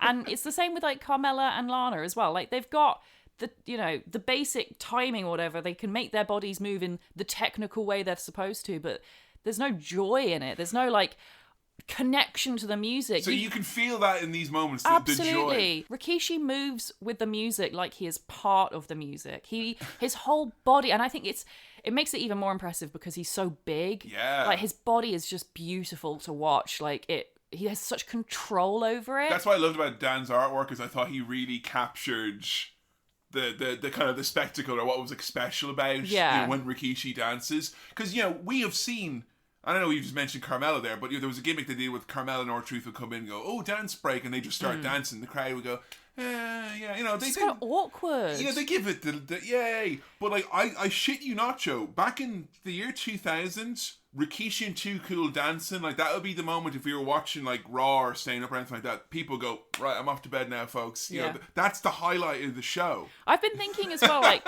why that is, and I don't think it's just because Rikishi is a good dancer, because I think there's more to it than that. I think it's also the type of dance that they're doing and the music. It's very masculine. You like the music, don't you? I love the music. So good. We have been in the last couple of weeks to see Les Mis live. Yeah. So every morning I've woken up to Joe being like, one more day until recording. Every single day. Until last couple of days when the Rikishi watching is intensified and you started coming down the stairs going, do, do, do, do, do, do, yeah, it's good. So that, if it's battling Les Mis out of your headspace. Yeah. That's the sound of a good song. Good job, Jim Johnson. It's a good song. But yeah, I feel like part of the reason why that dance went down so well is because it is cool. It's like understated, it's precise, it's low key, and it comes across as effortless. Yes. Whereas like a lot of the more recent examples of dancing gimmicks which haven't really gone over, it's so cringy and try hard, and it's like watching your aunts and uncles dancing at a wedding. Carmella's doing the Fortnite dance, everyone. Look at it. I don't want to see that. What I love about it as well is that Rikishi would kind of freestyle. He would do the fucking robot. He would fucking twerk. He would do all these really cool random moves. He can actually do it. Yeah. Like it's not just a case of like, oh, I've seen someone do the robot and I can move my arms like, you know, in a kind of robotic way. He does the robot properly because he's got that breakdancing background where he would have performed in front of crowds of people who would have fucking laughed in his face if he'd done it wrong. And I think, you know, WWE loves the gimmick of someone dancing. That's always part of the show. And Jesus Christ, you have not witnessed many, thank God, like big men in wrestling being given dancing gimmicks, because so many big men, you know, I think of Tyrus, who was Brodus Clay. I think of Hamza Albert even at one point. You know, they give these big men a dancing gimmick because Vince McMahon is like, there's nothing funnier than a big man busting a move. And when you can tell that they don't like doing it, and they're like, doing the dance, hi everyone, you know, you can just see the performer is not enjoying it. There's no joy in it, and that's what dance is all about. It's meant to about be, yeah. Joy. It's about life and love, and it sounds so fucking cheesy, but like it is. No, genuinely, you speak to the best dancers on earth and they will tell you that's what dance is about, because like that's why they're so good, is because they are one with the music. And that's why I can't fucking do it, because I never have that relationship with my body and with dance. Oh, you're such a better dancer than me. I'm sitting here going like, I'm such a shit dancer. Hey, it's you're fine. So much better. It's fine being a bad dancer. There's nothing wrong with that. It's just like, I just think it's important to like recognize and acknowledge that someone like Rikishi is like a proper pro. It is, and just also as well, it's worth, you know, acknowledging that Joe has gotten superstar on all of the ABBA dance tracks on Just Dance 2020. It's just worth bearing that in mind as well. The ultimate white lady dance music is ABBA. no, ABBA on Just Dance. On Just Dance. That is it, like, you know. Well, I tell you, like, what was so cool about it was that you had the three guys there. You got the main dude in the middle who actually knows what he's doing. Then you have Scotty 2 Hotty, who's just running around doing the worm, which was absolutely, it was like, it took over the people's elbows, the most popular thing people wanted to do on the playground. It's like saving grace he can do the worm well, because like they cannot dance, those two. I know, you got Grandmaster, he's digging the shovel, he's running on the spot. That was the thing I loved Grandmaster's dance moves. I would give them as my taunts in wrestling games. I would do all these like that's stupid more accurate. moves. They're less dance and more taunts, Yeah, but like, it always felt good for it to happen, because, you know, seeing the big man leave, and every time he'd be like, because of the intensity that you would see with Rikishi in the ring, because he wasn't about dancing when he was in the ring. You know, this early run of him, he'd fucking smash people, super kick. That Rikishi driver he does, where he sits out, like devastating moves. And then I heard that's been banned. Yeah, they don't do that move no more. It's they stopped him doing it because of the pile driver. Is that right? WWE banned pile drivers for a good long while, and you can do them, but they are not permitted, I should say. So that counts as a pile driver? Even though, if you watch the man do it, because he grabs them and he puts his arms out and he just sits out flat on the ground. And what he basically does is, your head is like in his abdomen. All the noise comes from his big ass and his big It's big so thighs. scary though. And there's a lot of moves that Rikishi does where it's like looks devastating, but it's just he knows how to make a noise with his body parts. And he'd have this intensity, and he'd be like, he'd fucking decimate someone. He'd squash him, jump off the top rope, just sit on them. And then the two cool guys would be like, "Way, let's dance!" And he'd be all like. And you think, oh no, like the big man just fucking kills someone. We're not dancing now, lads. And he'd go to leave the ring and be like, all right, give him the glasses, give him the hat, and then I like the idea we'll that the glasses are like. Trying to think of they're it. like magical, Joe. It's like MC Hammer's shoes in Hammer Time. Yeah, that's the thing. I'm trying to think of like Hammer Man, I should say. That's the thing. I'm trying to think of like an equivalent in like movies or television or whatever. It's basically okay. It's like Walter White becoming Heisenberg with the hat. But Heisenberg is a dark thing. That's a nice thing. This is like the opposite though. So Rikishi normally is like a really scary guy, like a super severe wrestler who's gonna fucking kill you. But he puts on the But when he glasses puts or on- the hat. When he puts on the glasses and the hat and he becomes Rikishi-berg, then the true good in him comes out and he can bust a he can dance bust move. a move properly. Yes. Like, to say that this was popular is an understatement. We watched a clip, which is in the middle of the Royal Rumble. It's a very famous moment where Rikishi comes in, he clears house, like he gets rid of like 7 guys or whatever, total powerhouse. And then out come both members of Too Cool, who are just so excited that they're all in the ring, like, let's all dance! And it's Madison Square Garden, and every single person in that arena. And that's the thing, you see everyone clapping Yeah, in it's unison. really cool. What a visual, We saw about on the ECW episode, Heyman's like, you want to create a party atmosphere when you've got a small crowd because it makes people go, I want to be there. Yeah. When you've got 30,000 people fucking clapping their hands, it's a fucking sight. And Jim Ross being like proper like stone cold, where he'd be like, look at these people on their feet, a 400-pound man busting a move. Like, it's the fucking coolest thing you've ever seen. It is the coolest thing I've ever seen. I'm glad you could Oh see my that. god, of course. I love dance. And the only thing I love, like, this is the thing, it kind of combines all my loves. I love in wrestling when you've got a big, beefy person throwing their weight around Yeah. and being athletically impressive in a way that you could never do if you were, like, lighter than that person. Because it's so much more impressive and so much more skillful. And then you've got dance where, again, like, dance is such an industry where it's like, it's predominantly thin people, even though weight has no bearing on your ability to dance, as is proved by Rikishi and many other very skilled dancers.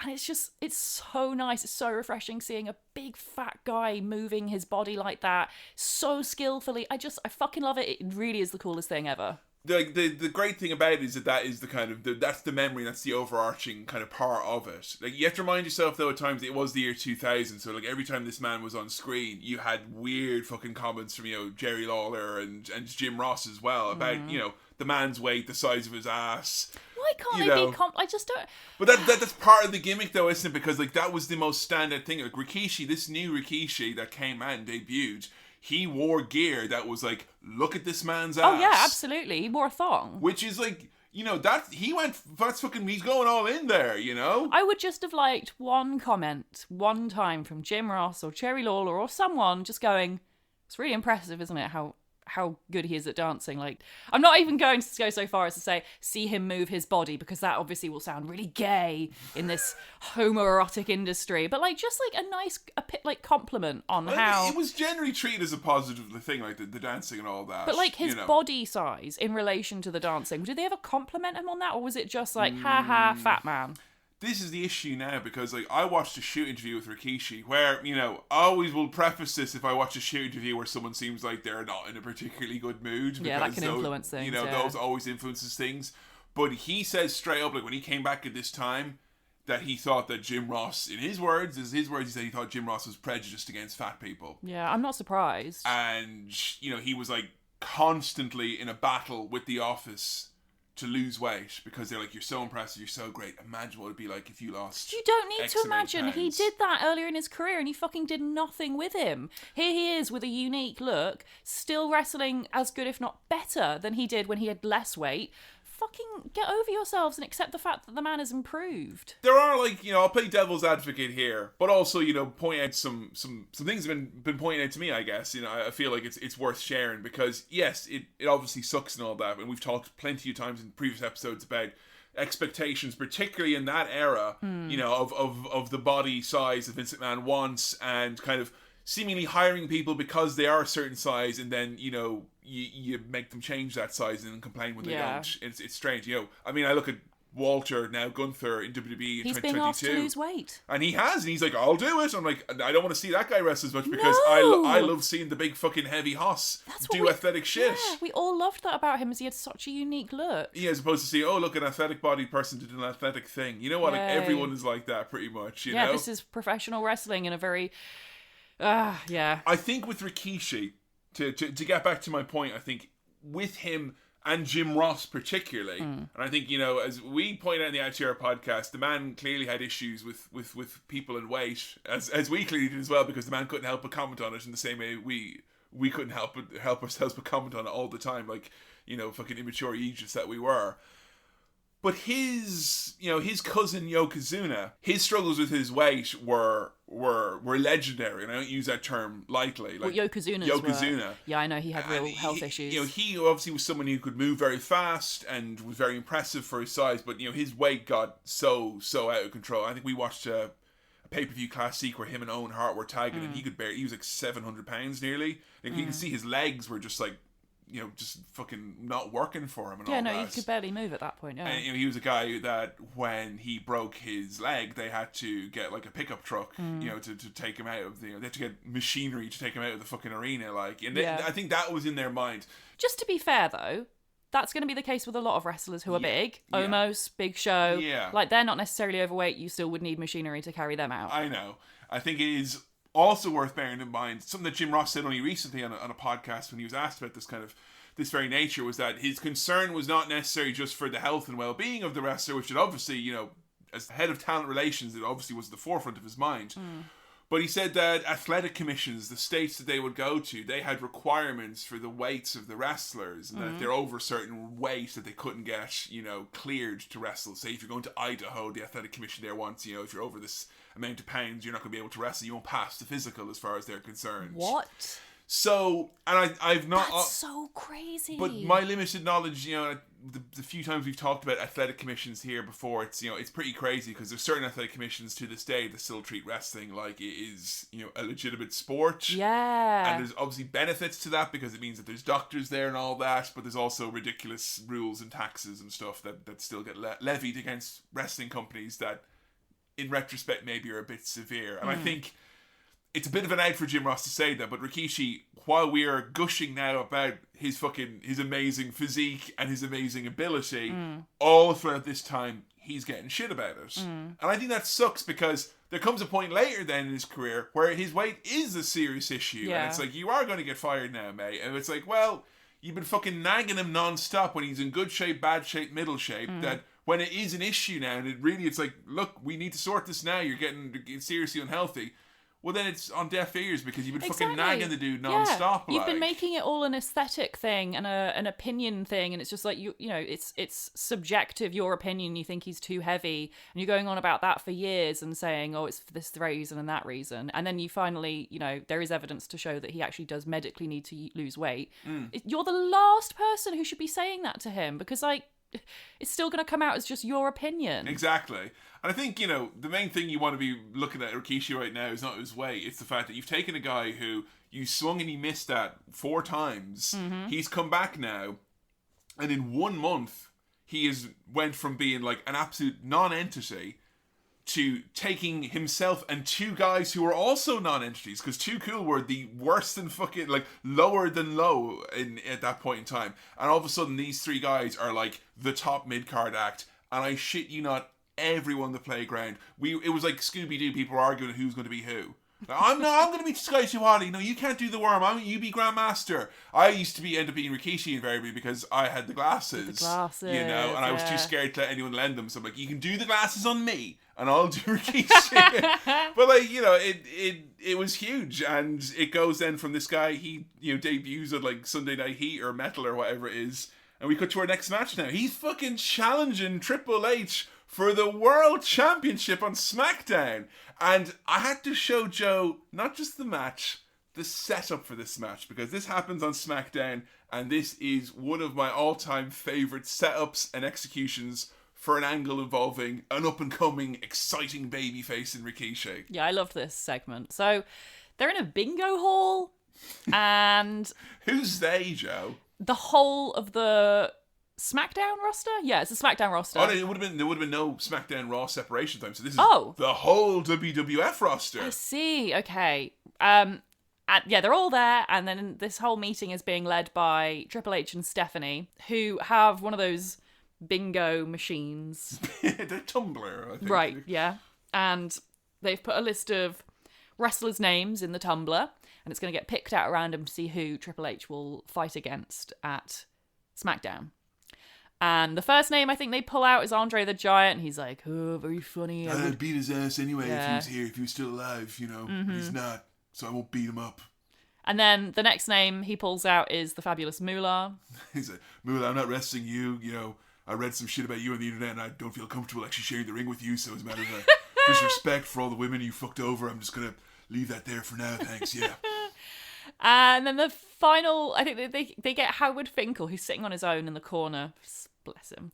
Aww. And they're like, Howard, you do this one. And then he falls over and knocks over the tumbler and spills all the names everywhere. And it is implying that Triple H and Stephanie have been like rigging it beforehand. Yeah. Because Triple H no fewer than 3 times says, this is the real deal right here, when he's looking at the tumbler. Oh, also, in the tumbler, the names are put within, like, plastic eggs. Oh, God, you have to pull a tab on to open up? And then squeeze it open, and no one can open the egg without it spilling everywhere. So every time they open an egg, it, like, shoots into someone's face. See, what I thought this was, Joe, was a culture which was bereft of Kinder eggs because they don't have them in America. Yeah, they're illegal. So they're all like, how do we get the thing out of this little, you fucking never done this, have you? Yeah, but you know fully well that we have Kinder eggs and even we would struggle because they're fucking hard. You pop them in the mouth, one bite on the side, make sure you don't get the hinge in between Crush your molars. the toy. Pop it out there. It's all right, No. Now, what I like about this is it shows something that we always love, which is a bit of world building. And yes. the fact that you have this entire locker room. And I love this, we're at the point now where you know enough about certain wrestlers and certain time periods that you were like looking at this scene and picking out people who was sitting with who. We've got Luna. We've got Mae Young. I'm trying to think who else. The Dudley Boys sat there in the back. Yeah. Hardys were there. Oh yeah, of course. The Boss Man was on his own, which I love. The little detail that no one wants to sit with the fucking psycho from Cobb County, Georgia. And then so Howard Finkel pulls out a name from the floor. And he's like, it's Rikishi! And Triple H and Stephanie are furious because Howard Finkel's fucked up again. I love how they reveal Rikishi. He's like surrounded by the roster, and you don't see it, but you see them, all the roster being like, oh my god, it's going to be Rikishi, it's Rikishi. And Too Cool are like, oh yeah, they're all excited, and they just part away, and then you just see the big man there. Just like, sitting there looking really chill. With a fucking pair of sunglasses and a Hawaiian shirt, and he's like, I'll do that. Rah. And then he stands up and he fucking fills the room because he's so big. And I just loved it because, we'd seen him dance and all that stuff. We'd seen a lot of what was making this version of the Rikishi character fun. But I thought that segment there, like, it was presenting a dude as a star. And it felt so, like, your reaction alone, I think, made me go, this is how you should do it. Because it made Triple H look worried. It made all of his peers go, yeah, he's the fucking guy. Yeah. And I was thinking, like, God, who'd you even do that with in a 2022 on one of those rosters, It would be almost. It'd be weird to see everyone sat in a room together even I like know. That, It wouldn't happen, not in a room, in a void, maybe. Fucking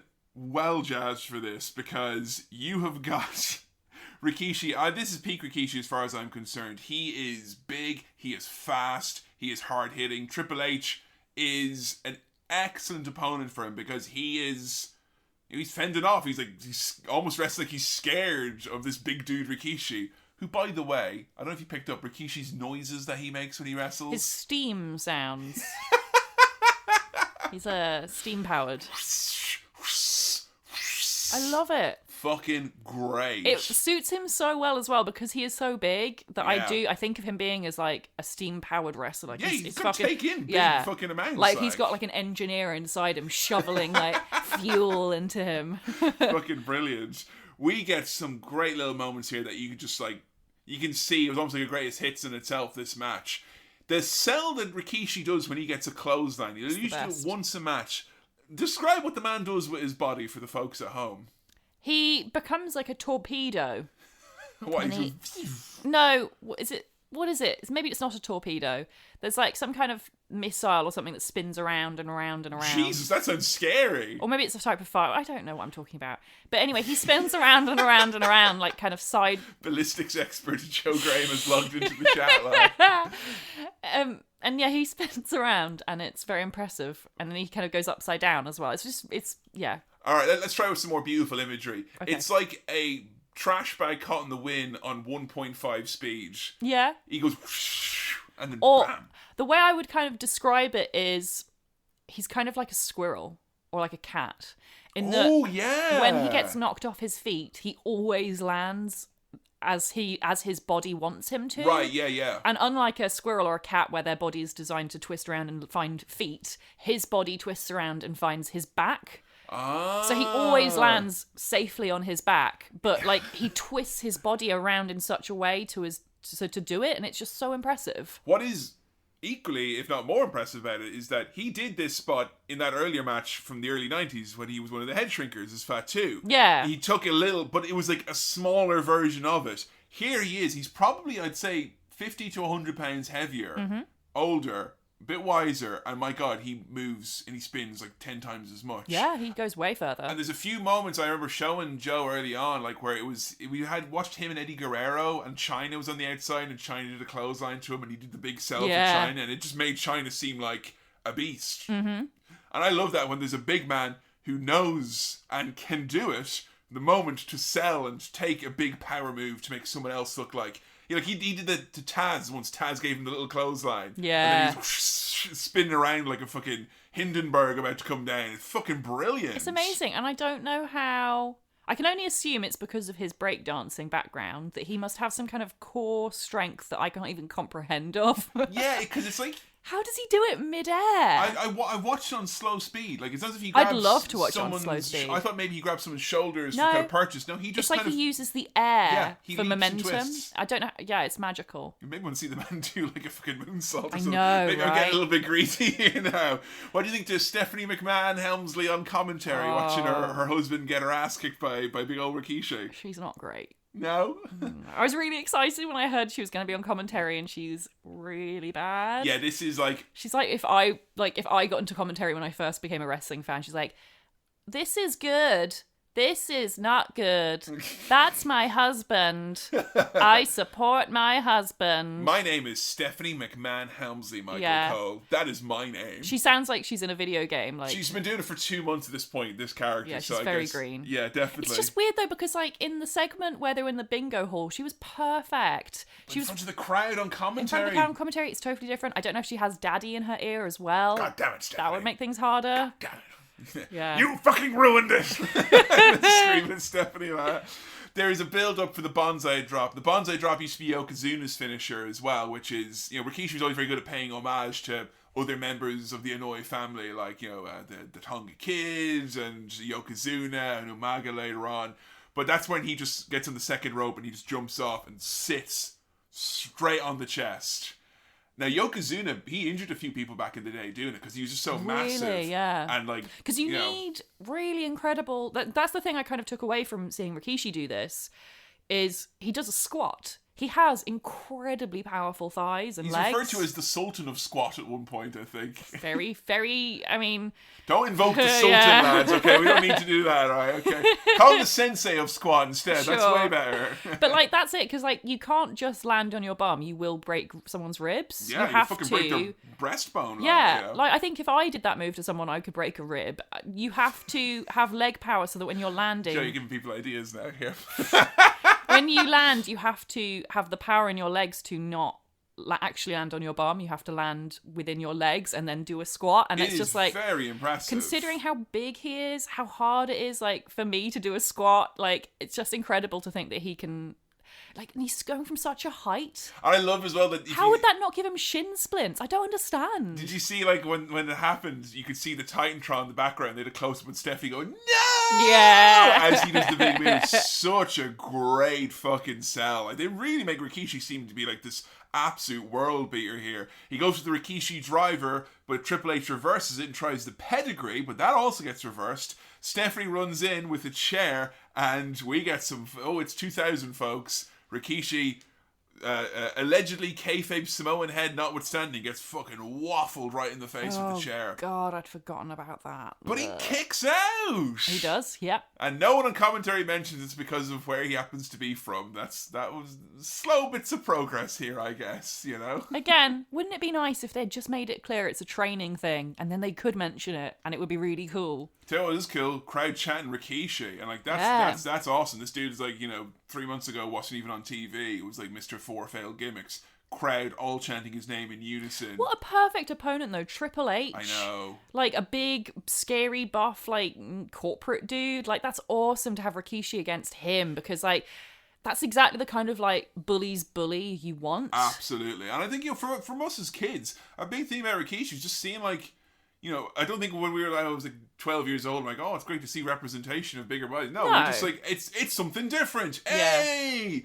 And a big part of it, generally for me and a lot of people who got interesting around this time, watching on Channel 4 and stuff in the UK, like when you're a kid, like I'll go-to for people is like, if you're fucking big or heavy, you fucking sit on people if you're play fighting and stuff like that. And seeing like a big heavy dude just be like, I'm gonna sit on you, dude. Like that, and people are like, he's gonna sit on people?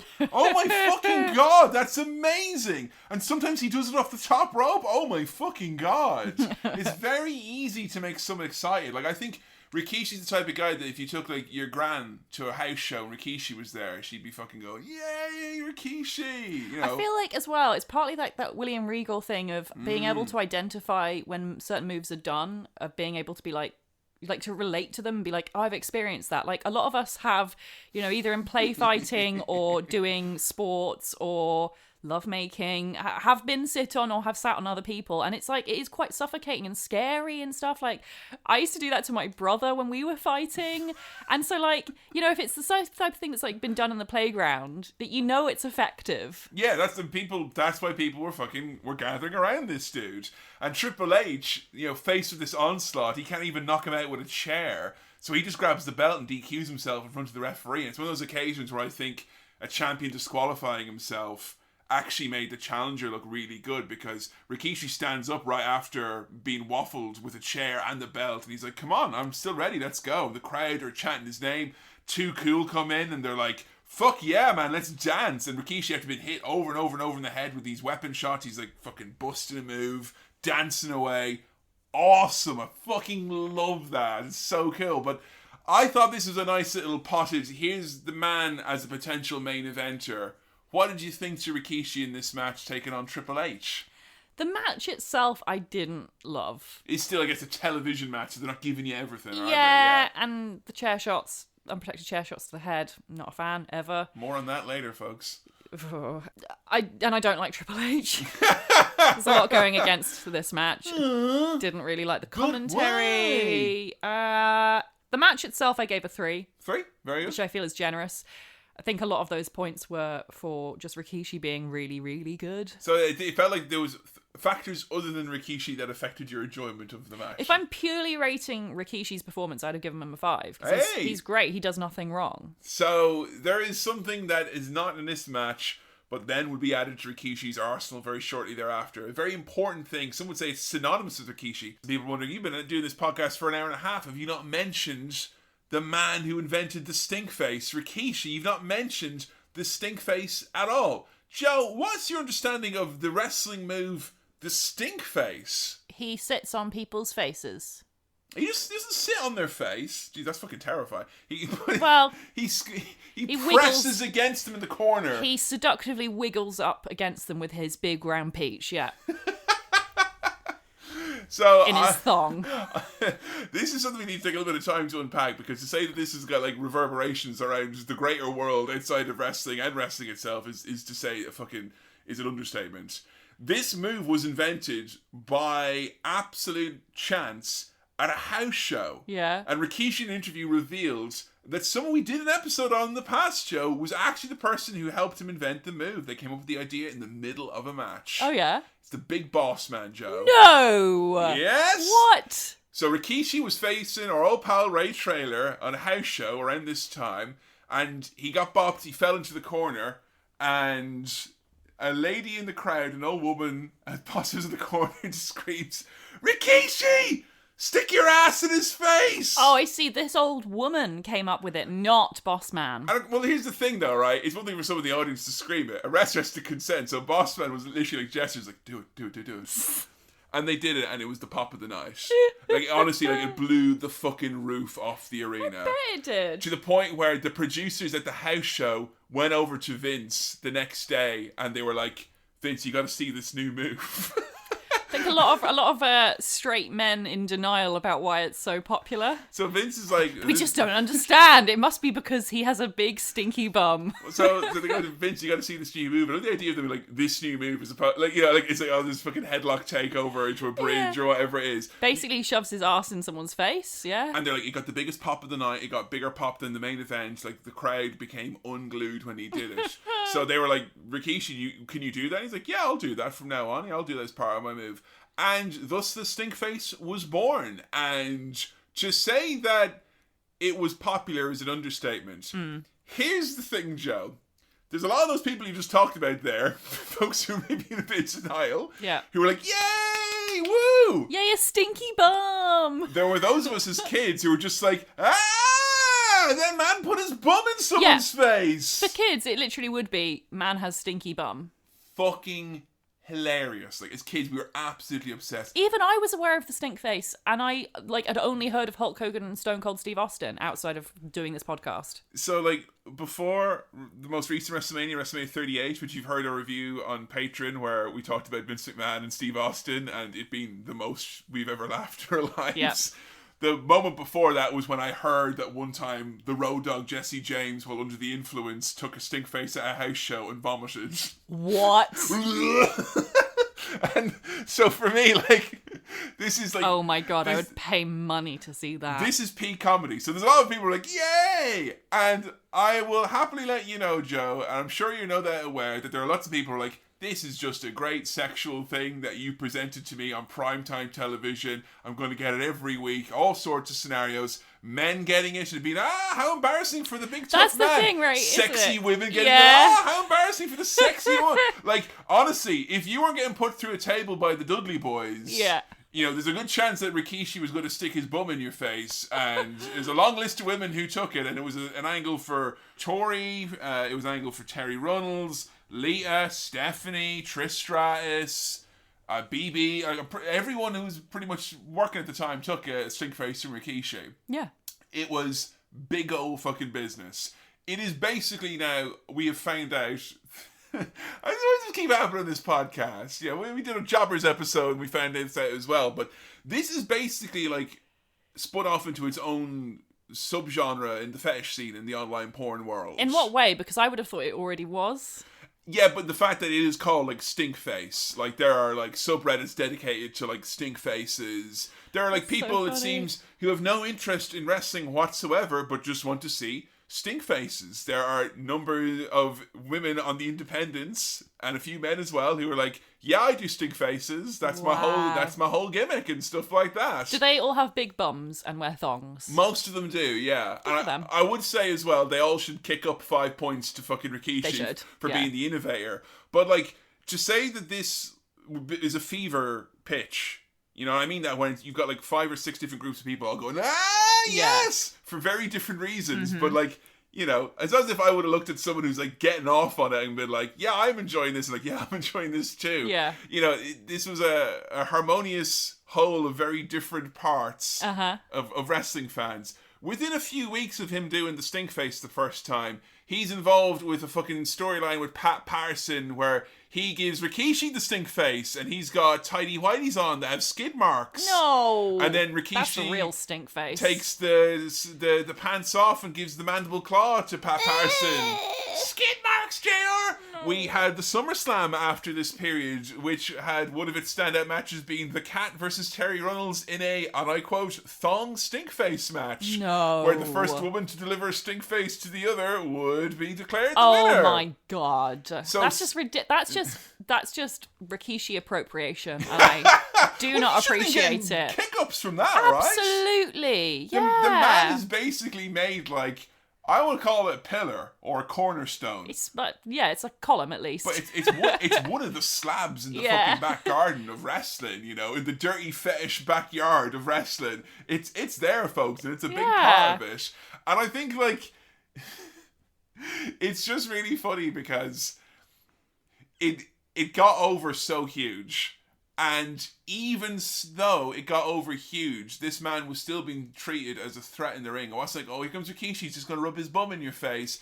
It would be like he was kicking your ass in the match. He's going to slam you. He's going to do this, that, and the other. But if he heard someone just kind of, and they did set up always that, you know, he'd do a punch or a super kick and the person would just kind of stumble and they just fall right. And he'd be turned away and he'd go, what's that noise?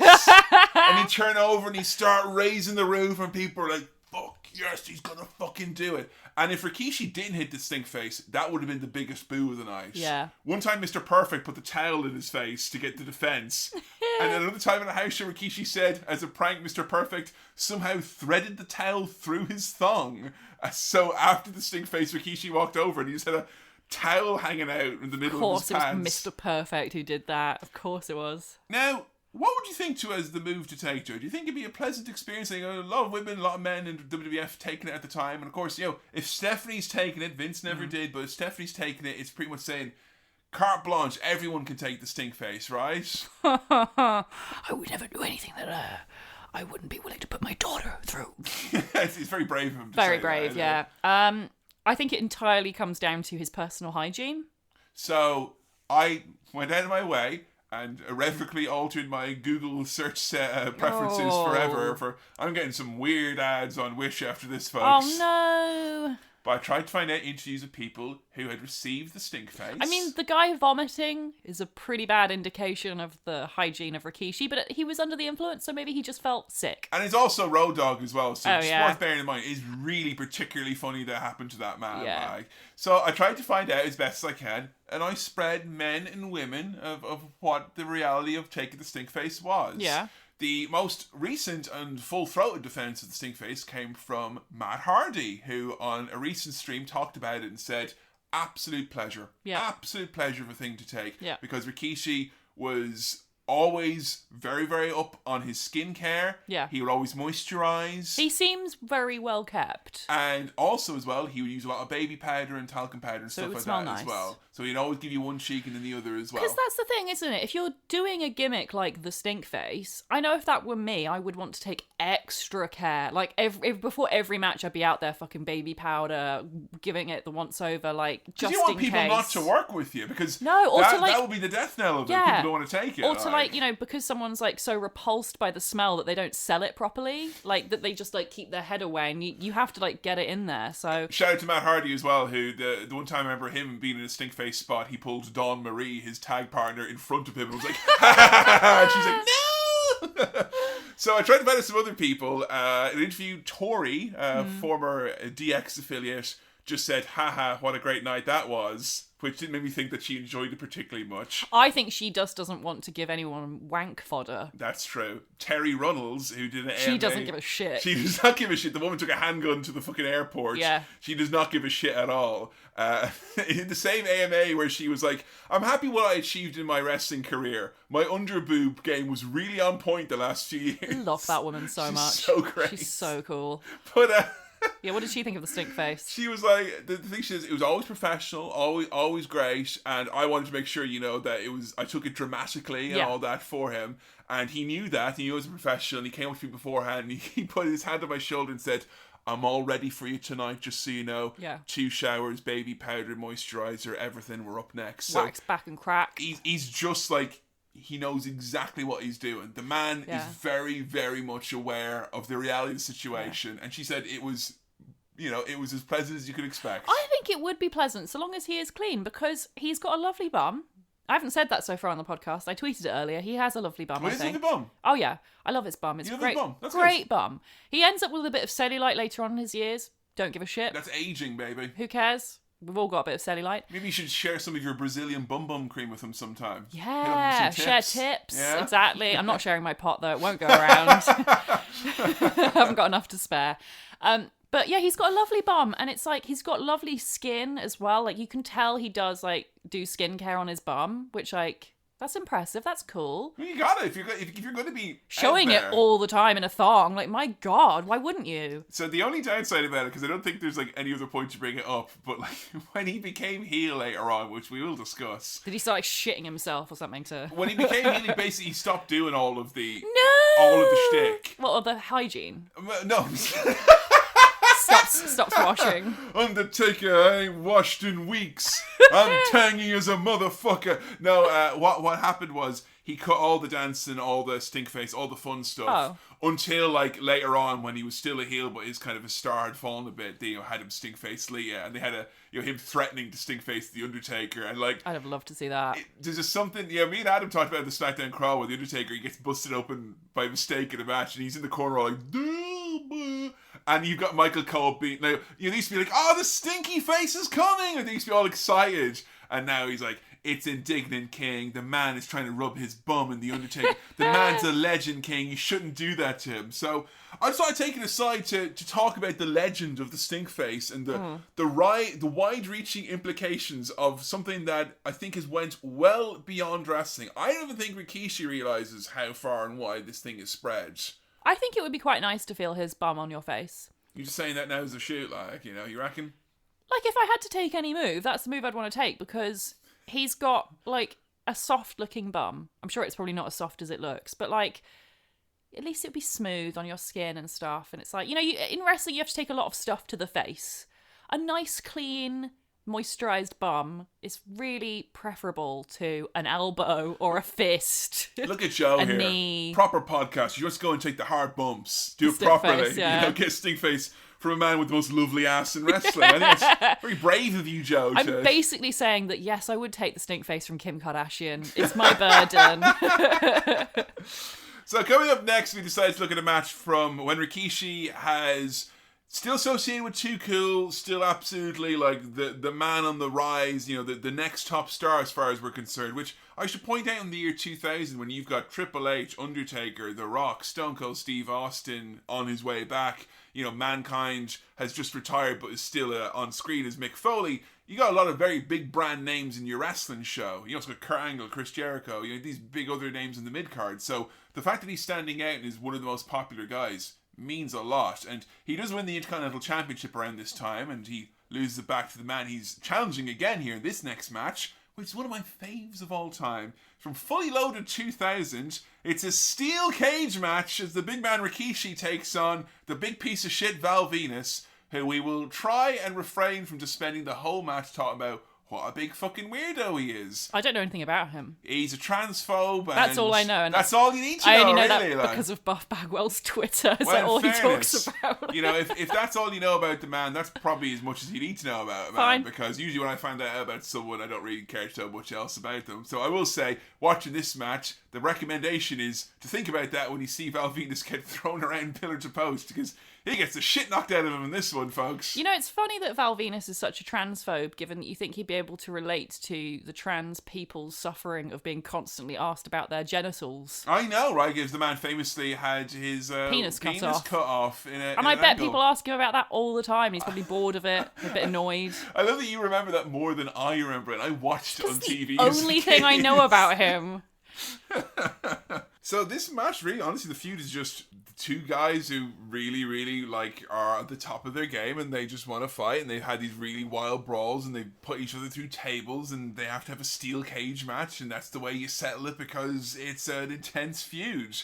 Were you anticipating anything from Rikishi, given the fact that they're in a cage? Like, were you expecting, what happens at the end of this match to happen, I guess? Do you mean, did I expect him to jump from the top of the cage? Yeah, I don't know if that, does that come into your mind when you see a cage match and people coming into it? Yeah, it does. Yeah. I'd be disappointed. I honestly would feel let down if I saw a cage match and that didn't happen. Jesus Christ, yeah, high expectations, baby. In fact, I'm going to say this now. I think they need to make a permanent change to cage matches, which is to just lock that gate door. Yeah, I was saying this is one of my favourite matches of all time, but I think this one you struggled with at points because of that rule.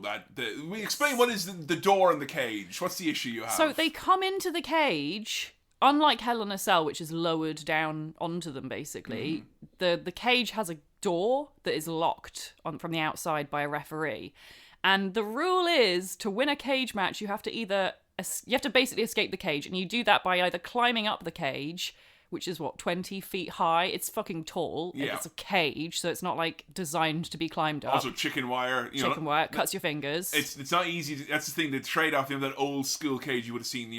Owen and Brett wrestle in. That's a big blue chunky cage. Basically barbed wire.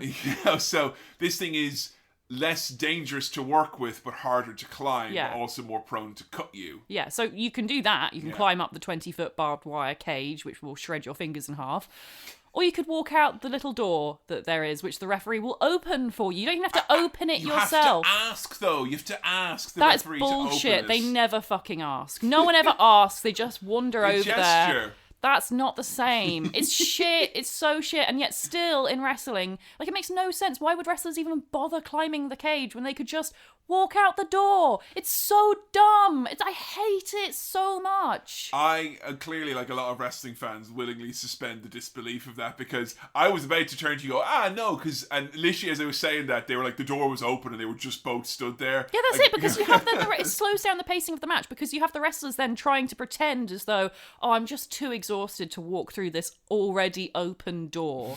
But I can climb a 20-foot cage. Fuck off. It's so stupid. I hate it. Let's focus on some nice things, like Val Venus being thrown into the cage over and over and over again and bouncing around. That was good. That was fun. And I also liked when Val, he uses the cage to kind of go from the top rope to the middle rope, and he does kind of a springboard off of it, which was impressive and immediately overshadowed by Jerry Lawler going,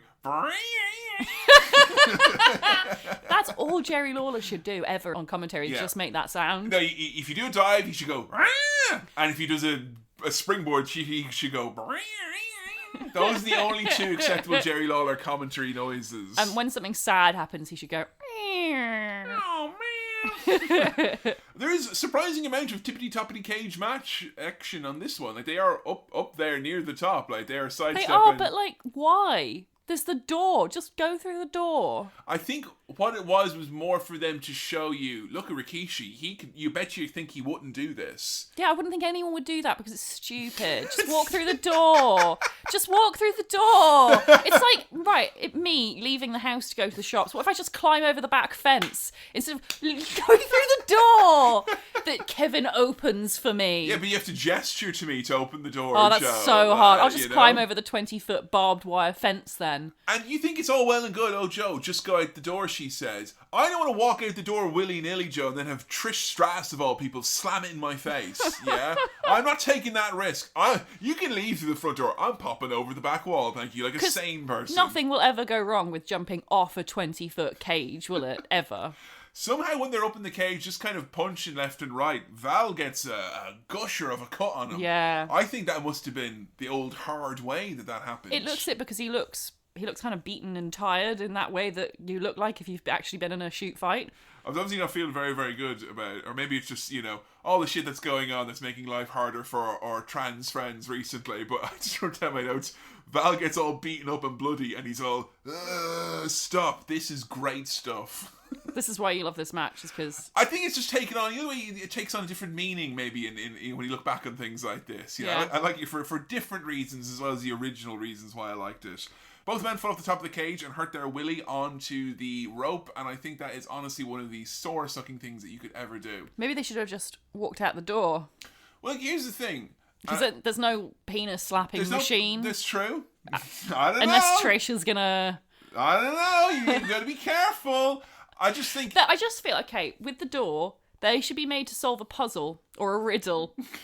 You answer me these riddles 3. Or it's like at the door in the witness, they have to solve. Quickly do it before the guy comes and attacks me. And it changes every time. Yeah, like it's randomised, yeah. I think, Joe, that you've got something here that you could trademark, I think so. Or they put Omos outside the door and you have to fight a bigger wrestler to escape the cage. I know, I'm more scared about Trish Stratus than Omos in this instance because...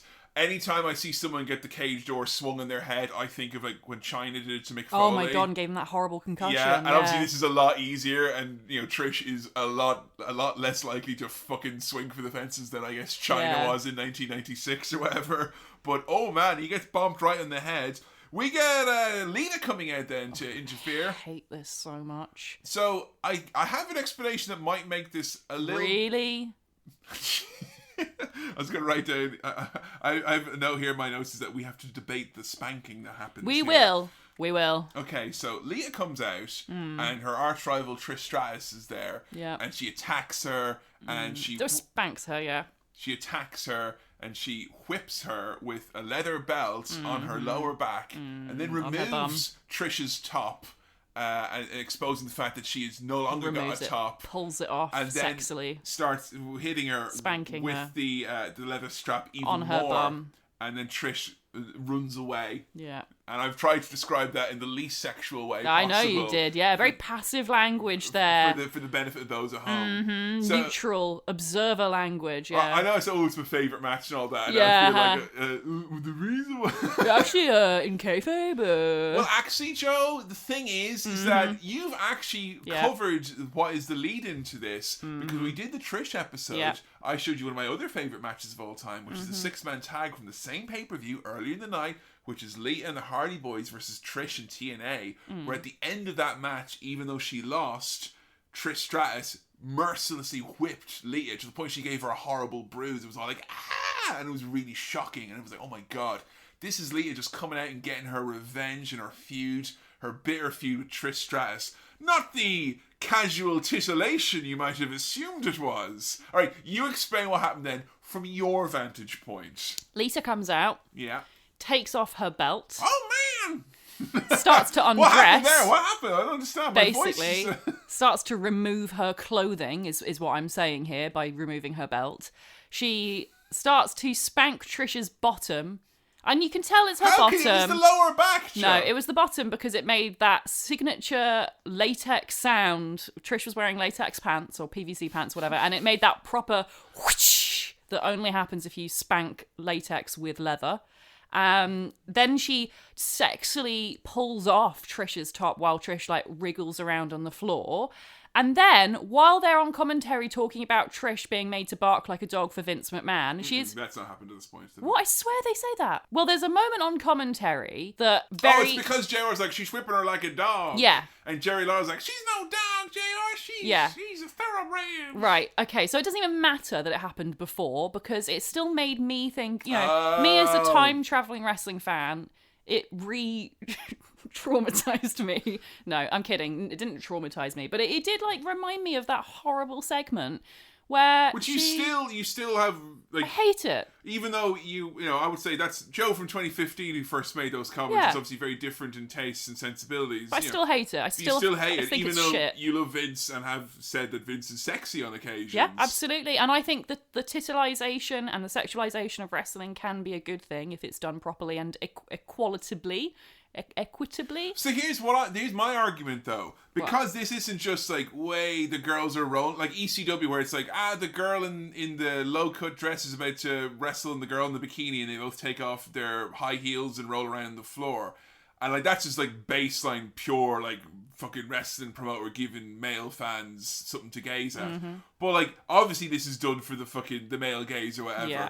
But it is like a feud that these two have, and it's leading on from a match they had earlier on the night. So does that not give it place in a wrestling show? Oh, okay. Let's try this one out then, shall we? Part of the Blackpool Combat Club, I think it'd be a really good idea actually if Yuta, as part of his feud joining the Combat Club, had just come in and taken off all Moxley's clothes and started spanking his bottom, and then John Moxley could have rolled around the floor and then been made to crawl out of the arena on his hands and knees. So you're making his underwear. So you're making up people excited for different reasons. So right. Basically That's all I'm saying. You want your equality. I want equality. I think stuff like that is, it's very sexualized. And I think wrestling can have a place where some of its content is sexualized. It's just so shit that it's only happening to female wrestlers who want to be wrestlers. Like, I don't even mind when it happens to female wrestlers who come from a background of doing, stripping. And they don't have an aspiration to do anything. They don't know. They want to go on and do Playboy and do porn and stuff, and that's absolutely fine, in which case you're getting great experience and you're getting your name out there and it's fantastic. But if you're a professional wrestler like Lita, or, you're in the training to become a professional wrestler it's the like image Trish, of Michael Hayes being like, go out there and take her top off and whip her on the butt. It's shit. Like, you wouldn't expect, Stone Cold Steve Austin to like fucking wriggle around in his little pants, even though we all want to see that. You get the Miz instead. Yeah, well, we don't want that as much, do we? Because we get it all the time. It's like always the same guy doing it all over again, and it's like it's not a quality if it's just one guy who's.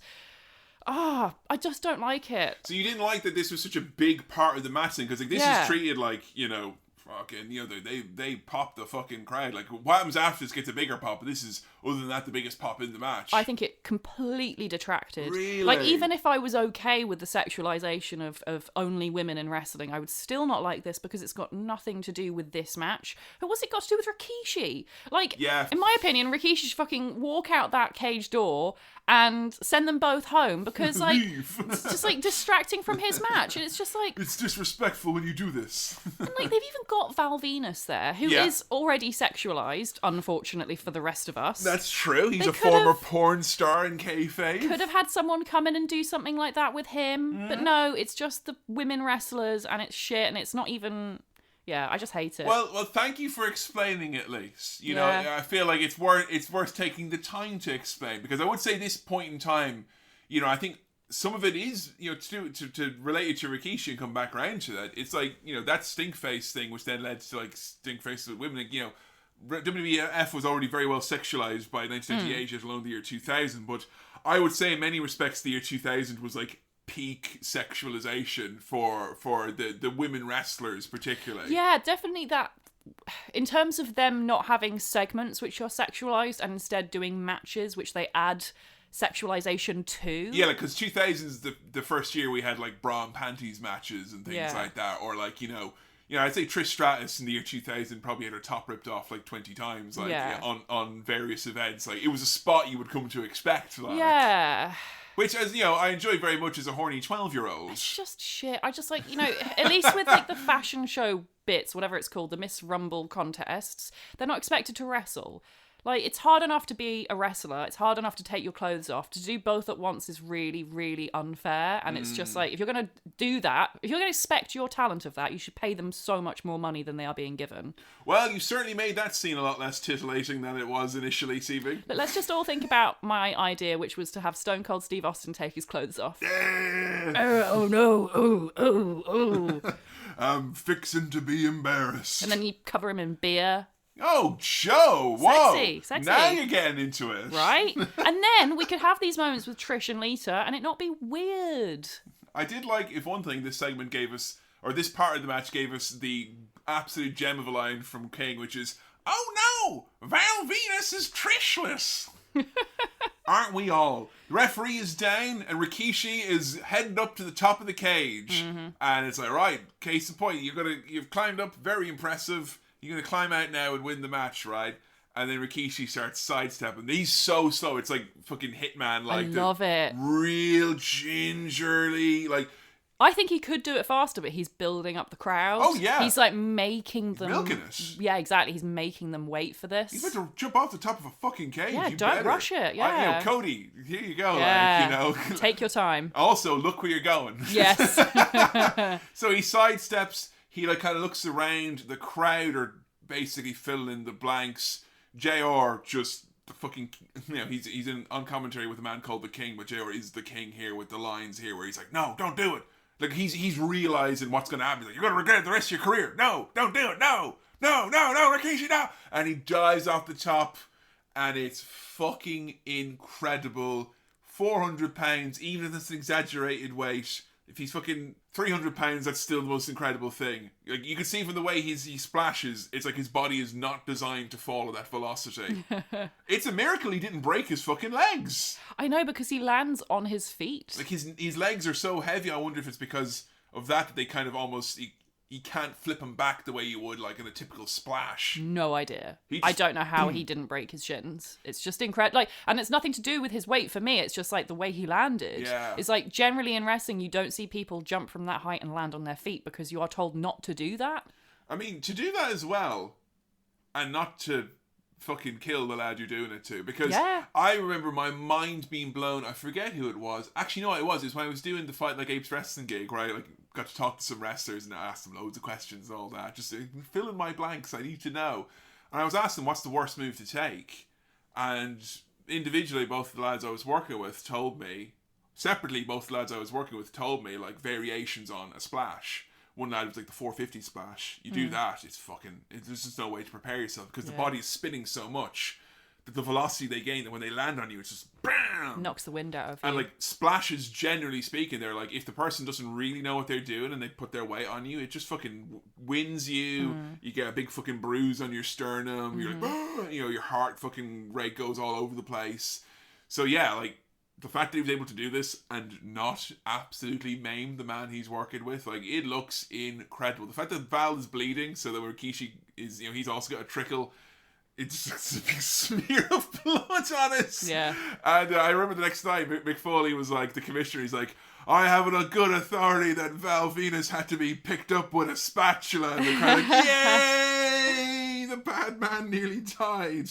So we have the spectacle of a 424-pound man diving off the top rope. Taz comes in, knocks out Rikishi with a camera. And then Rikishi, like, gets his belt off and he starts spanking Taz. And then he sexily removes Taz's clothing. And then Taz is made to crawl out of the arena on his hands and knees in his underwear. By God, she's proven the point again, King. What is happening?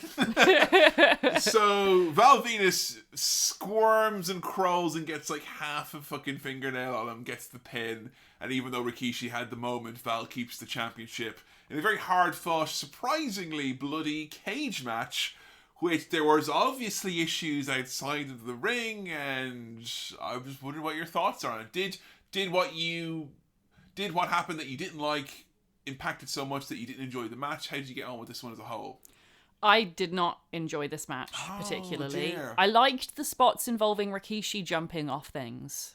Yeah, to be fair, when they were up impressive. top, that was impressive. Yeah. Yeah, and just like in general, Rikishi was really good. Like I've got no criticism on Rikishi's performance in this match. It was really good. I liked early on the fact that Rikishi was. It was kind of like they sold what it's like. You're in a big cage with a big man, and Val kept going, you know, to the corners. You just grab him and throw him back down. Like, they really put over a big man in a cage as a concept. I see. I think it's the cage that kind of really undid it for me. I don't think...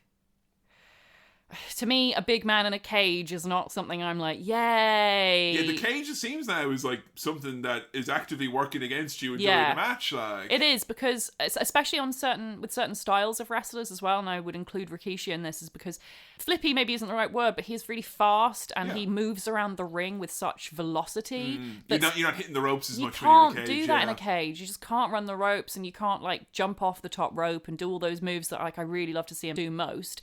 Instead, you get like, you know, a third of them, and they're from a higher distance. Right, yeah. So, and you also can't really see them as well because there's a cage in the way. Yeah, the visuals of the cage is always a bit difficult as well. And then this spot with Trish and Lita, and then Taz coming in. There's too many interferences. It was just, it completely distracted from the whole thing. Did not like it. Fair enough. Swing and a miss on my account, you know? I know. It's really weird and interesting when happens. Your favourites are not my favourites. It happens. It's fine. I'm glad, because I don't want to be the guy who's just like assuming that you'll love everything I love. Yeah. You know? And I think lots of this now that I think about in retrospective is that this feels like almost like kind of a snapshot of the glory years of like, Mick Foley's the commissioner and Rikishi's on the way up and Taz is being used and Trish and Lita are feuding, all like my favourite things from as a kid. So I think like, for me this was maybe on the indulgent side, you know, and that's not before we talk about pizza party. Yeah, a little bit. So, speaking of this, what's your star rating then for this one? I gave it a 2. That's all right. Sorry. That's okay. That's all right. No, you know what? It's fine. You know, I'm glad that you took the time to explain your perspective on it. At least, you know, I see why. Yeah. And I think it maybe in future I'm going to try. And if it's a cage match, I'll really try to think outside the box. I thought this might have been outside the box, but I think it probably was less so than I realised. That tricky door. I don't think Val Venus as well is the best opponent for... I think there are a lot of things going against this particular match for me. Yeah, I think, you know what, it was a culmination of a feud that you maybe didn't get to see all of, and, you know, that was probably part of it too. I know loads of people, because, you know, I gathered the tweets today. So this has come up as recommendations, came up constantly as people's favourite, like one of their favourite matches. So, you know, you're not alone in loving this. And we should say as well, the crowd reaction. Yeah, I mean, they love this too. They absolutely, Rikishi, What's amazing to see is at a pay-per-view and a SmackDown, just 2 matches from Rikishi and all the dance segments that we'd seen and all that jazz as well. It's just how over the man was. Yeah. And just like, it's not, they want to see him do the dance and see him do the stink face. They're liking his wrestling. They're not liking him because he's a comedy character who does dancing. They're liking that as an aspect of him. Mm-hmm. And it's a great argument for more well-rounded wrestlers who have an entertaining aspect about them that doesn't necessarily define them entirely. Which is what we go on to the next chapter in Rikishi's career. So Rikishi, all throughout the year 2000, he's been built up, it feels like. They're associating him with The Rock more. Like, The Rock is saying, hey, this man's my cousin. And there's a few times where, like, The Rock has been beaten down when he's champion. Fucking Rikishi, he makes the save. Crowd goes absolutely crazy. And now that you have, at this point in time, no Mick Foley, Stone Cold Steve Austin is, of course, as well. He's injured with his neck problems. There is a bit of a spot there, and it's feeling like maybe he's going to become one of the next top guys, because the crowd are chanting his name and they love everything that he does. He's shown that he can be at that high level. Well, Steve Austin is gone because he's got problems with his neck. Those problems stem back to his time wrestling with Owen Hart, and he broke his neck there. He had neck issues prior to that as well. But in kayfabe, you know why Stone Cold was written off? It wasn't because he was suffering from nagging neck injuries from years prior. The kayfabe reason Austin was gone? He was run over by a mysterious assailant in a car at a wrestling show. So Survivor Series 1999, Austin got run over with a car. Stone Cold was just hanging out in a car park, standing still like a normal person does in the middle of the night. Imagine that. Imagine just going to an empty car park and you see Stone Cold Steve Austin standing there in silence, not even doing anything. You'd want to run his ass over as well, Joe Graham. Is that what you're saying? Fuck yeah, that's scary. Run him over. Yeah. And this is when you realise what's he doing? That men and women have got very different relationships with car parks at night. Yeah. Because I'm like, I remember one time I went to a car park at night and there was like a barrier that was working on its own, and we were all like, wow, it's haunted. This is fun.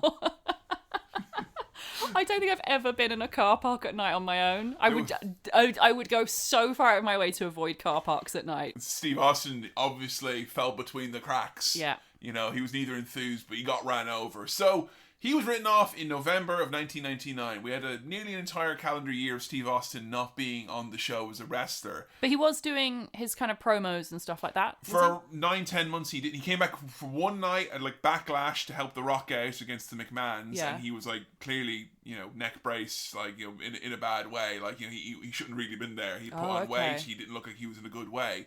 So he then comes around like October time. It's like, right, Austin's coming back. And he wants to find out who ran him over. And like as a kid, for me, this was like Who Shot Mr. Burns times a million. Yeah, absolutely. Because I cared about Steve Austin. And I was like, I want him back. Even I was familiar with Stone Cold being hit by a car. And they did all these really great things. Like he'd have like the wrestlers starting to get paranoid because, like I remember in 1998, Austin would just come out and stun everyone just because. And he's like, I'm going to come back. I'm going to ruin every fucking match. And you'd have everyone from like Right to Censor being like, no, I know y'all think we'd be involved, but no, not us. We'd nothing to do with it. And like all the obvious people like, The Rock or Triple H, having alibis for the night, or Vince McMahon having an alibi, like just people getting their defenses in line. Cops are showing up to interview people. Who could it be? It's The Rock's rental car, but The Rock reported his rental car stolen that night. What's happening? Stone Cold's coming back. Mick Foley says he will find out who does it. You just have to trust me. Steve Austin is ruining everything from tag title matches to opening contests. He's just coming out in his hat and jeans and stunning everyone and hitting them with chairs. Mick Foley said, please stop ruining the show. If you keep ruining the show, I'll have to suspend you. Austin stuns him because he thinks you're not going to find out who ran me over. So Mick Foley is like, right, I'll give me 1 week. I guarantee you I will find out who ran you over, Steve Austin. And we watched the few segments leading up to this, including where Shawn Michaels was accused of being the obvious guy who ran over Stone Cold Steve Austin. I want to give you a little flavour of like what was going to happen. What do you think to these segments and the kind of atmosphere they created with them? I was disappointed, and I hate to say that, but it's because this whole storyline is legendary to the me. concept as a whole is a great concept. Yeah, it is. Execution leaves a bit to be desired. I think it's the only wrestling angle I was aware of before doing this podcast. Yeah.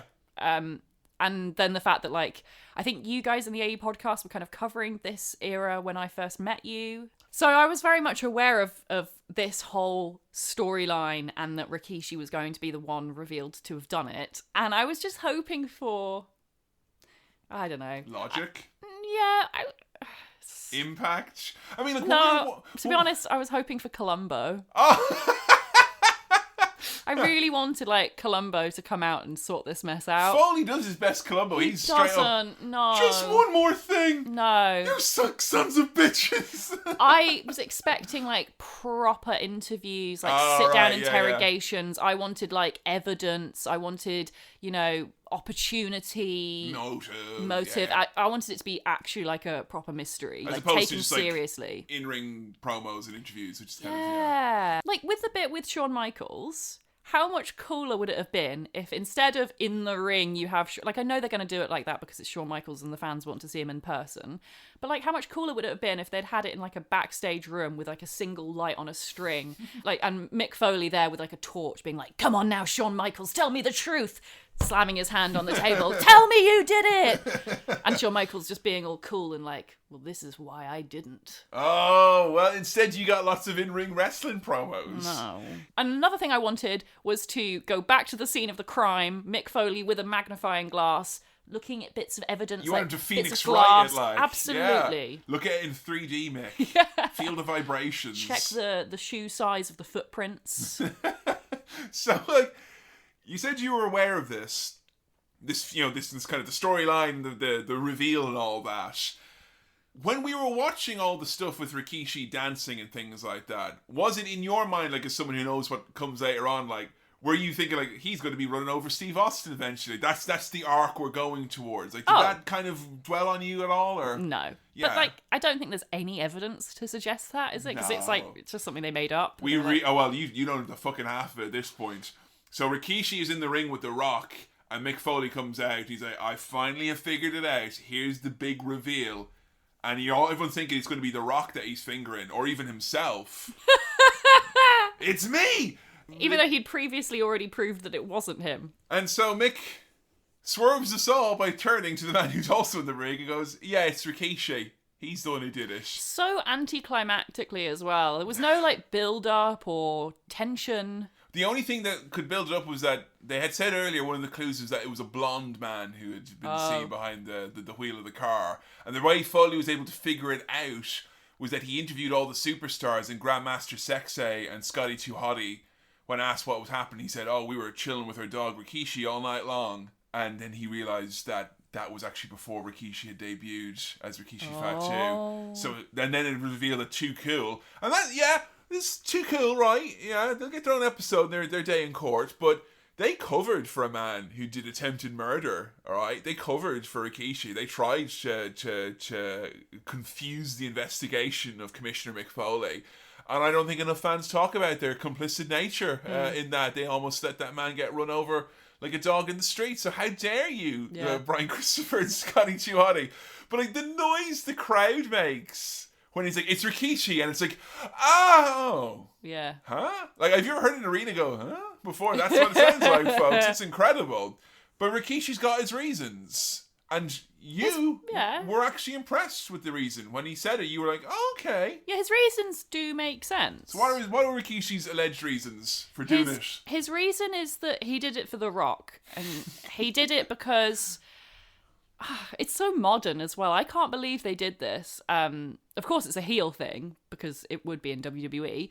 But he basically says, in this company, we work under the white man. And it's the white man's opportunity and the white man's dream. And it's, you know... But he's saying this, you got JR came like, no! What? Where? No! But I'm colorblind, JR!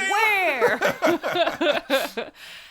But yeah, Rikishi basically says, like, look at all of the champions, like, they're all white, like, and even, you know, from my father's generation, you know, with the exception of him and his family, like, they were all white men. They were all white men who were champions, and it's always white men who get the titles, and it's not fair. And, you know, now you've got Stone Cold Steve Austin, he's the new white dream who everyone fucking loves, and meanwhile you've got The Rock, and The Rock is actually better, and so I was just doing it for you. And it's, you know, in the time when Austin was gone, The Rock was already a star, but he became, like, the top Megastar, guy. yeah. And, like, the idea that someone would do this and it like kind of implicates a face, but the face is like, I didn't ask you to do this, I didn't want you to do this, I didn't need you to do this.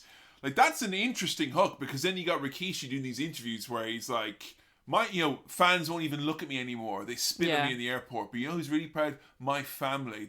I've elevated them. They're so proud of what I've done for our people, for our culture, for our wrestling family, for our name, what it means now. It's just a shame that The Rock didn't take some of those acting classes at this point in his career, because he cannot sell this segment for shit. He looks so miserable. He just looks sad. Well, you see, Joe, I don't know if you know this, but The Rock transcends race as he's he's so confused by Rikishi talking about white men. He's like, what is that? Like, I've never heard of race before, because I am not a race. I've transcended it, allegedly.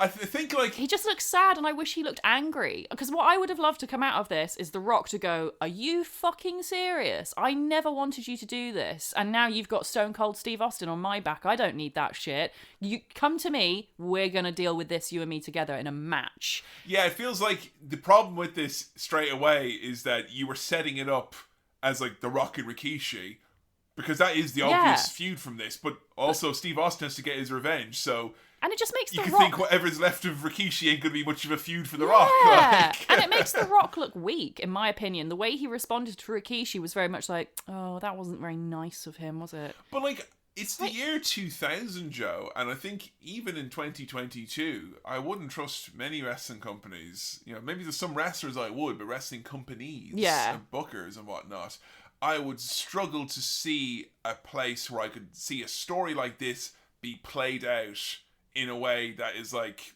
I mean, it's not even just for me to say, because, like, you know, I don't know if this could be played out in a satisfactory manner. I would think even in 2022, even if you could have an ideal, you know, wrestlers you think could handle such a difficult topic, and a booker who could understand the nuance that you would need to tell a story like this, because I think you can't just do it be like good guys and bad guys like they're doing here. Like, they're oversimplifying it, you know? I think they can to an extent, because running someone over with a car is so evil that it kind of steps aside from the racial matter, which I believe, you know, like all good heels, I believe that Rikishi believes he's in the right. And, yeah, you know, you need to have the justification. Even I think he's in the right. Like, it doesn't mean I think that, you know, if this were real, I don't think he should run someone over, but, like, I think he's well-meaning in his goals.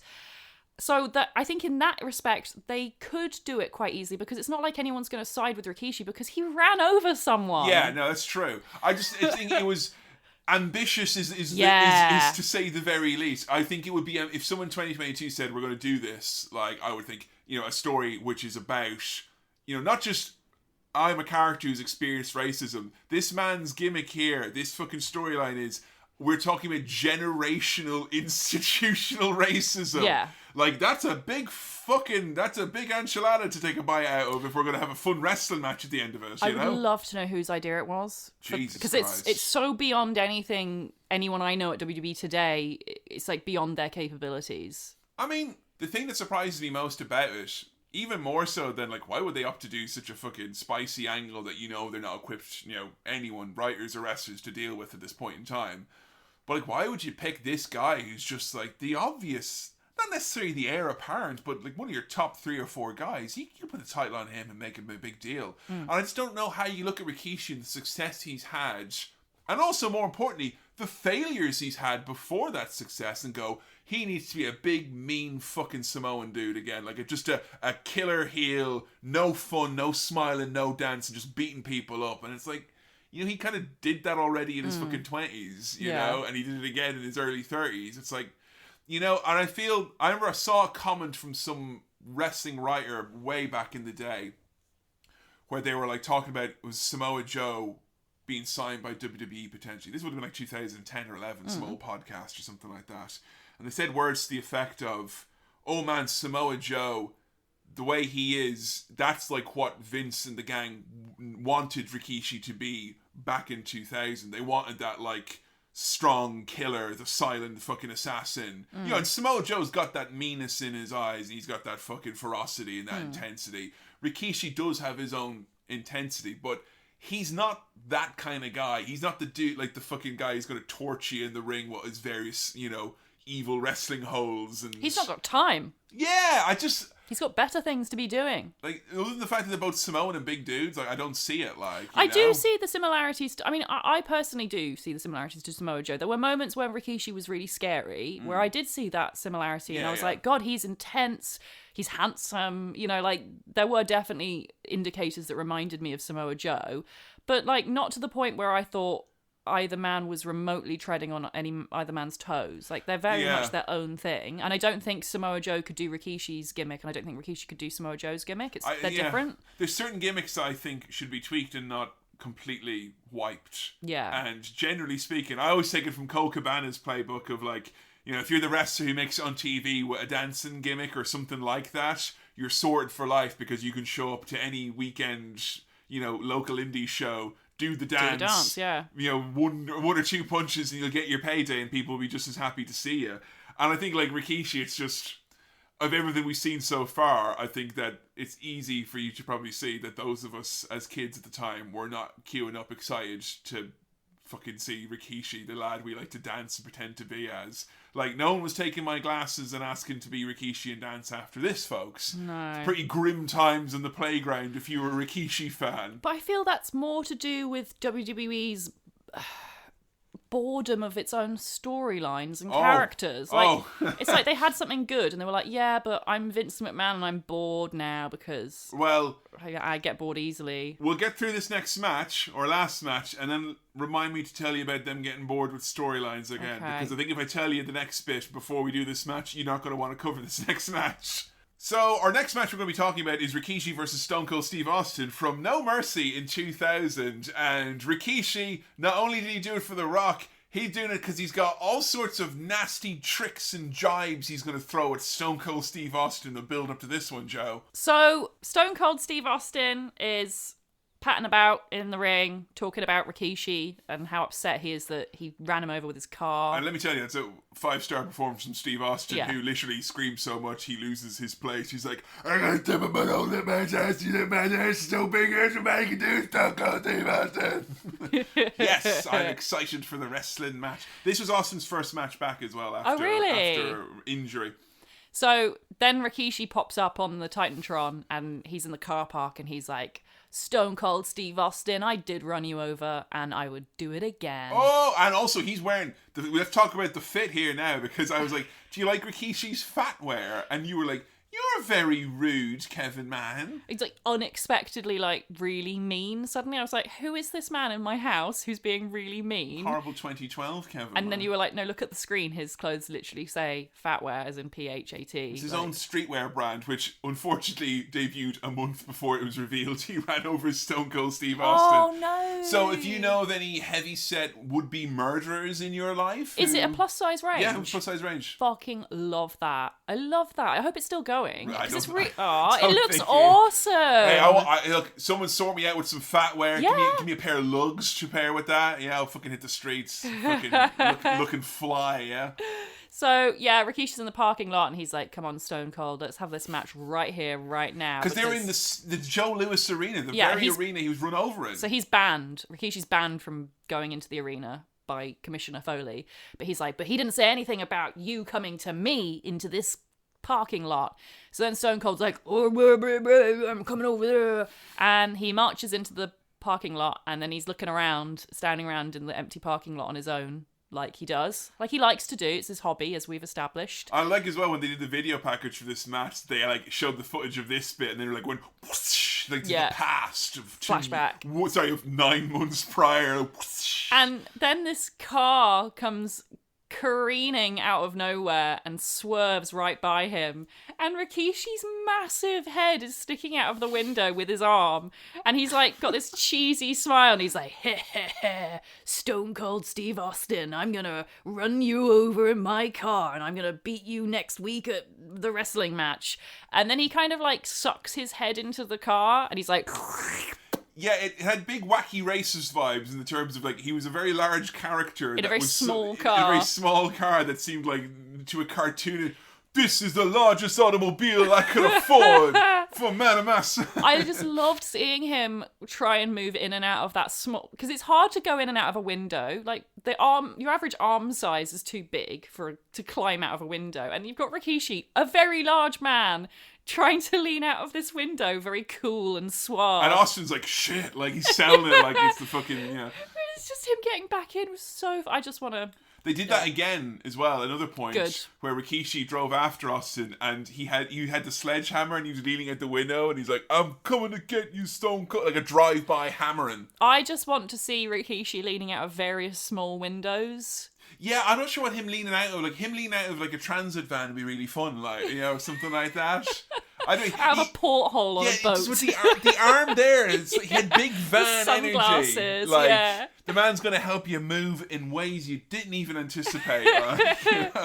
So here we are, no holes barred. And let me tell you, the video package that hypes this one up is one of my all-time favorites. When you combine ridiculous verbiage like, I would run over Steve Austin again and then slap him in the face like the dog that he is. And you combine that with classical music and Steve Austin. Oh my God, magical. Being like, I've been waiting to kill Rikishi my whole life. Austin's got pictures of Rikishi all over his house. Yeah, he says he's got like 2 in the bathroom. So if he's pissing or shitting, he can look at Rikishi and go, I'm going to kill that man. Well, you think that's what they're for, but they're actually pictures of his bum. Oh. So it's for a different reason. My bumspiration. Yeah, I do my deep hip thrusts so I can look more like my hero Rikishi.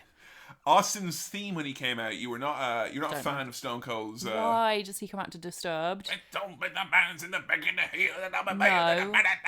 No. It's like Mars attacks. No. You like Disturbed, I thought. I do like Disturbed. It's just not right for Stone Cold. Aww. He's a guy who listens to country music. I can guarantee you Stone Cold hates Disturbed as a band. Why would he have it as an entrance music? The reason I like it is because it's a Disturbed remix of his old theme, and because he's like particularly psychotic or whatever at the moment and hell-bent on vengeance, I think it suits the character. No. What do you think of Rikishi's entrance music? It's alright. It's not as good as the Too Cool music. Did you pick out what the theme of the song was? No. Okay. I'm going to give you the lyrics here if you don't mind reading these out. So this, by the way, was the number one thing that people were most interested in when this happened in school. Everyone came up to me when I watched the pay-per-view and they're like, what theme did Rikishi have?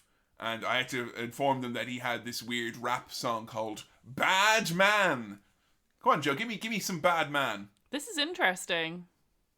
There's a very revealing piece. Jesus. I was expecting you to read it out. Oh, no, I will. Yes, I was just like a couple of words ahead of it because I was only going to read out the first paragraph. Yeah, that's what I figured. It's quite long. But the later paragraph is really dark. All right, give me the first paragraph. Give me a taste of the later paragraph as well. Okay. So the first paragraph is, I'm a bad man, given bad men bad looks. Prince among thieves and crooks, want bad women, bad cars, bad runs, bad dudes. I'm making my own rules. Got the bad runs, baby. I like that he's got bisexual energy in his lyrics. Like he wants bad women and bad dudes. I don't know what he means by bad runs. Do you mean like toilet? That's what I thought. You got the runs real bad. I want bad runs. He's a fucking nihilist. I want the shits. Then the next bit is very Samoa Joe. Shush, go to sleep now. Yeah. Go to sleep now.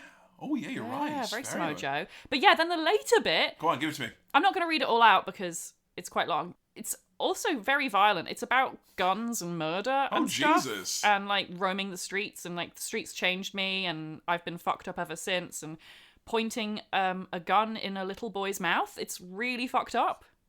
Pointing a gun in a little boy's mouth? Killers ran in his house, tied his spouse, cocked the ammo back in the little boy's mouth, been fucked up ever since. Jesus Christ, Ricky! Scared murderer, brought me and bust me a gun ever since, roam the streets, no love, the streets changed me. And that's why I ran over Stone Cold Steve Austin. Well, that's a dark fucking verse. Yeah. Jeez, I hope he gets to the ring nice and quick. We don't have to hear any of those second or third verses there. I know! It's not very PG, is it? Jim Johnson, you alright, dude? Is everything okay? Like, the fucking dark side of the theme. He's definitely just watched The Wire. He's like, yeah, getting inspiration. Like, I tell you what, Rikishi is really trying here. He's giving it the fucking mean look. He comes out with the sledgehammer. He is not really booed very strongly, though, when he comes out. He is, because he's correctly holding the sledgehammer, and the audience appreciates that fact. I see. They get it. They're like, that's a man who knows how to do hard labour.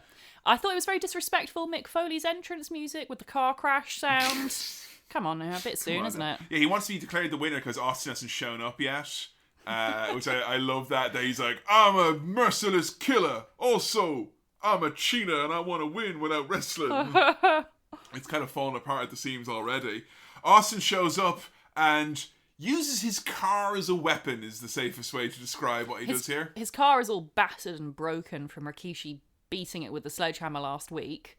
And then he comes out and he tries to run over Rikishi. Yeah, it is remarkably similar, this match, in some ways, to Steve Austin versus Kevin Owens in the recent WrestleMania. Yeah. In that it's a lot of brawling around with Steve Austin in a t-shirt and shorts.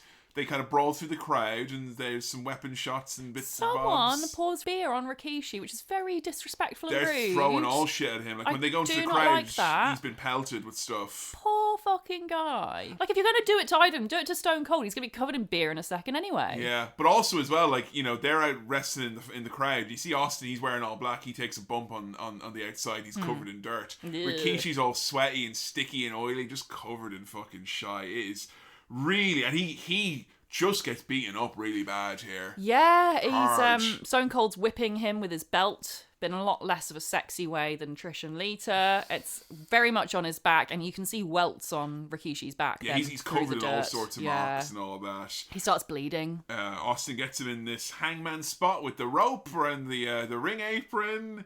He basically, he hangs the man, which was as extreme an image as you can muster up in a wrestling match. And then he pulls out the chair, and fucking hell, I counted. I think there was 8 in total that I got here. There was a lot more than I remembered, and he took him right on the head. Yeah, he did. You know, he wasn't handcuffed or anything like that, but Jesus Christ, those were stiff. Yeah, horrible. He looks kind of like exhausted as well, Rikishi, in this one.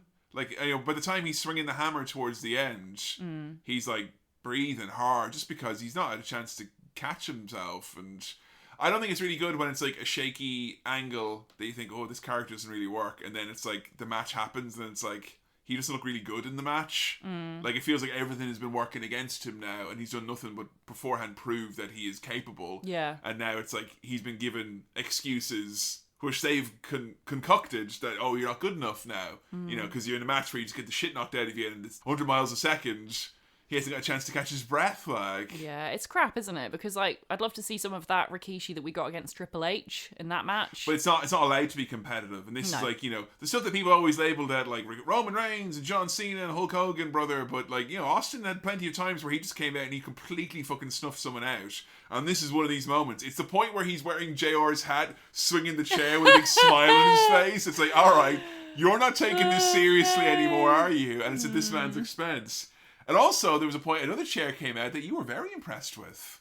I've got a quote from Joe.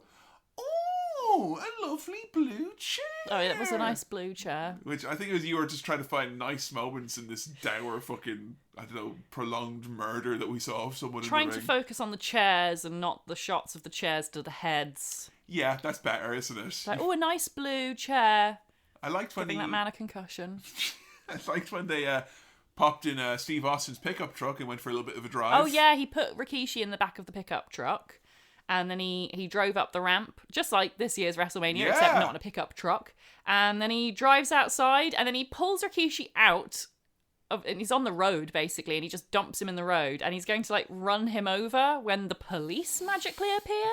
Yeah, tell me what you think happens, because I have been trying since I was like 12 years old to explain to people what happened in this bit, and I don't think I've ever really figured it out. Bullshit wrestling is what it is. The police magically appear because it's wrestling. Then they all arrest Austin. They all arrest Austin for some reason. He ran into one of their cars as opposed to Rikishi. Right, yeah. So it ends in a no contest, I guess. You know what? They could have done one tiny change and made this whole thing make sense to me, which is have like, who's it on commentary? JR and King. King, right. I would have had JR go on commentary. 1 second, King, I gotta make a phone call to the someone's police. Gotta call the cops, you know. Hello? Oh my god, we've got a big fight out here. He's gonna run him over with his car. He's gonna kill him or whatever, Yeah, and then they arrest him for attempted manslaughter rather than, we happen to be passing by all 20 cop vehicles. Well, that was the argument. The argument was, at the time, was like, they arrested him because he tried to kill Rikishi, and then the other argument was, no, the other argument was no, they only arrested him because he ran into a cop car, which, as we all know from Grand Theft Auto, is immediate 3-star wanted rating, and you're going to be taken down. He ran into the cop car because they swerved out in front of him. Like, that's an accident He caused should by arrest them. Yeah, I know what you mean. There needs to be an internal investigation into the driving standards at the police, okay? Look, it is not much in the way of a match. It is arguably, is the biggest match of Rikishi's career. The following month, he would take on The Rock in a match that had, unsurprisingly, little to no heat whatsoever. The Rock beat him summarily in like 10 minutes or thereabouts. So it's like, the man's given a character that doesn't work and immediately gets back-to-back big losses that show you're not at that level, even though it's meant to be a main event push. So the one thing I'd ask you then is, when giving it a rating and bearing it in mind, there was an element of this, I guess, is meant to be like a cathartic Steve Austin's gotten his revenge. So maybe considered from that viewpoint if we're trying to be very nice. But how did you get on with this match, which I argue is less of a match than what Kevin Owens and Steve Austin probably actually did at WrestleMania 38, now that I think about it.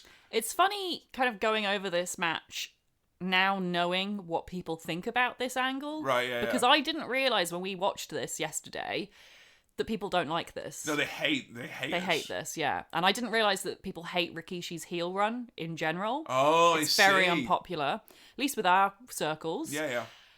I actually gave this 4 stars out of 5. What? What happened? Why? I really enjoyed it. It was just fun. It was just fun, wasn't it? It's like a good, like, there's a clear story. Rikishi ran over Stone Cold Steve Austin with his car. Stone Cold Steve Austin is taking his revenge by running him over with his car. And it wasn't too long. It was only like 7 or 8 minutes. They did some great crowd brawling. Yeah. They did a couple of good moves. It was, like, as you said, it was short. There was a lot of, like, it was really well paced. There was lots of stuff going on when you kind of felt it. Crowd were at that fever pitch for most of the event, actually, which is... It was exciting. Yeah. Genuinely, the only thing I would say that kind of took me out of it was all the chair shots. I hated them. And that's the only thing that detracted it from being a 5-star match for me. Rikishi's lack of offense has always been kind of dispiriting for me. It is dispiriting, yeah. The fact, though, that he is able, in spite of the fact that I think there's a few moments he is struggling a little bit, the fact that he's able to keep pace with this, blistering offense from Austin. I think anyone who's going to be the first person who wrestles Austin was going to be, absolutely fodder. But it's just, why would you make the man fodder and then, you've meant to do this big angle? And there was no chat really of the white hope for the race angle here. I bet there wasn't. That was pretty much dropped immediately. And now I can tell you why people hate this angle even more now, Joe. Because it turns out after the fact, when Rikishi tries to run over Steve Austin, he fucks it up, damn it. He tries to beat Steve Austin in a match, he fucks it up, damn it. He tries to beat up The Rock, he fucks that up, damn it. At Survivor Series, it's then revealed Triple H was actually the mastermind all along. And that Rikishi was just a hitman for hire. And Triple H ordered Rikishi and paid him to run over Stone Cold Steve Austin. And he did that because he wanted to become the top star in the World Wrestling Federation. That's how he was able to marry the boss's daughter and become champion, take it all over. So Rikishi went from being like, conflicted martyr who's trying to strike a note for his maligned in kayfabe and in real life, people, the Samoan wrestling heritage. And instead it's like, he's a thug off the street who Triple H pops some money in, and then he's like, go run over this side. He goes, yeah, sure thing. And he just becomes Triple H's henchman. He's like a mid-level baddie. Because, like, in kayfabe then, what? Triple H goes, yeah, Rikishi, I want you to take the burden for this one, man. And Rikishi's like, okay, yeah, what's my reason? Like, why should I tell everyone why I'm doing this?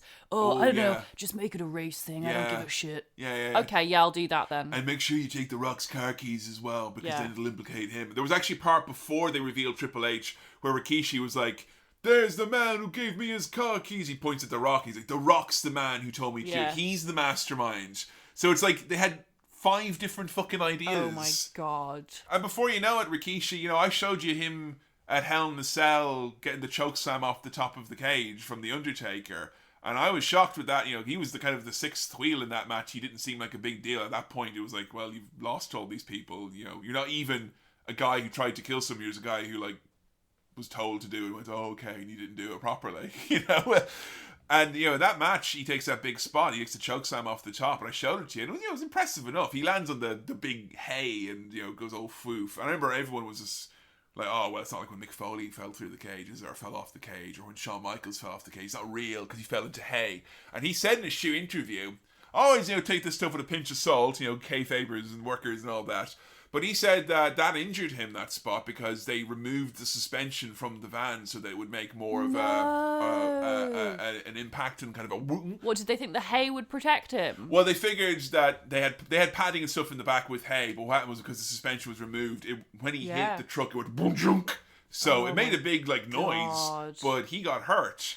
And yeah, he was then put into a tag team with Haku, the toughest man in wrestling. But it was just kind of like, you could tell, we're at that point in SmackDown now where you could tell his injuries are piling up on him, all these little nagging injuries, and his weight is creeping up. And the one sad thing about this is that they did do a moment, it was in like May, where they were using him as the henchman or whatever, and he was meant to just go beat up the Undertaker. You're a henchman, says Vince and Stephanie and all that. And Stephanie accidentally costs him the match, and then he turns face. And he gives Stephanie the stink face, and it's like, oh my god, Rikishi's a good guy again. Stephanie got the stink face.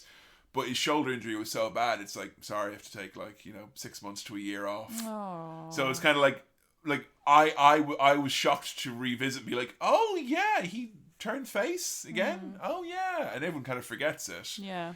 And he does come back. He came back a few times in 2002. I think it was actually right at the end of 2001 when he came back. You saw the segment. It was the first thing I showed you of Rikishi, which was him making Vince McMahon kiss his ass at The Rock's behest. And that was a fun time. It was big crowd reaction. Yeah. Vince McMahon being made to do anything he doesn't want to do is great. And Rikishi's fucking full of energy. He's bigger than ever. Big ass. Vince's face literally gets squeezed right in between his cheeks. It is a spectacle to behold. It is, yeah. But that kind of marked the moment for me and many fans where we realised that he was no longer the badass who could take care of business in the ring. And then he liked to have a bit of fun afterwards. It was like, oh, Stephanie McMahon has arranged that Eric Bischoff has to kiss a sexy lesbian, and it's a big lady in drag, and it's Rikishi, do the stink face, Yeah. It became more like he's the guy who comes out and does the dance and makes people go, yay. And then later in his, right at the tail end of his career, it was like, because he could take the bumps, Brock Lesnar, when he first came on the scene, he was F5ing, Rikishi. John Cena was doing the FU to Rikishi. They had guys do power moves to him to be like, whoa, look how strong they are. God, yeah. And here's Rikishi now, 450. In a lot of pain. And he's been told now, please lose weight. You're getting injured. And he's like, fuck no, I'm not losing weight. Fucking book me properly. So that was kind of he left the company eventually in 2004. He had done some more tag team stuff with Scotty 2 Hotty, but when he left, he was a much, much smaller star than he would have been. And unquestionably you can go, it's the car running over angle. It just snuffed out all the fun. Bad timing with injuries meant then that we couldn't get back to when we once were. Can't put the toothpaste back in the tube. You can't unrun over Steve Austin once the black sedan has left the barn. You can't close the door afterwards, And that's really sad, because I felt that he was a legend. He deserved a bit of a better run of it, and he just kind of faded into obscurity a little bit. Better send-off for sure. He had a 1 month run in TNA where he left because of money difficulties, and he popped up here and there on indies. But the nicest thing I think that he did with WWE was he got into the Hall of Fame. He got to do a reunion show spot where he danced with Too Cool one last time in 2015, and I showed you a spot where it was him and the Usos got to all dance together. Yeah, and that was cool. really good. He could still fucking go. Yeah! That was amazing. So it was nice that he got those little send-offs, and he got to go into the Hall of Fame, and he's one of those guys where that means a lot for him to be recognised by that company and all that. So even though the Usos can't dance that particularly well, no. I've loved every moment that they have referenced him and brought him into the fold as being part of this kind of the bloodline, the lineage. I think there is still more they could do with that. I'd love to see him, if they were going to do a thing where they kick out Paul Heyman from the table, as it were. With the men in suits come, it's him, Aff, and Sika, just take him away. Because he's flipped and flopped with Brock Lesnar all this time, and it's not very loyal of him. So they could test Paul Heyman, he fails the test, and then Rikishi comes in and he's like, this is me now. I'm gonna be, the manager or the consultant or whatever to the Anoa'i family, and not head of the table, but right next to the head of the table. Rikishi's the exact type of guy as an older dude who looks amazing with sunglasses and a suit on him, just stood looking cool in the background, And I think that he is, judging from the reaction from when he went into the Hall of Fame, he's very fondly remembered by fans. And I think that a lot of fans would even be surprised to know of his connection to,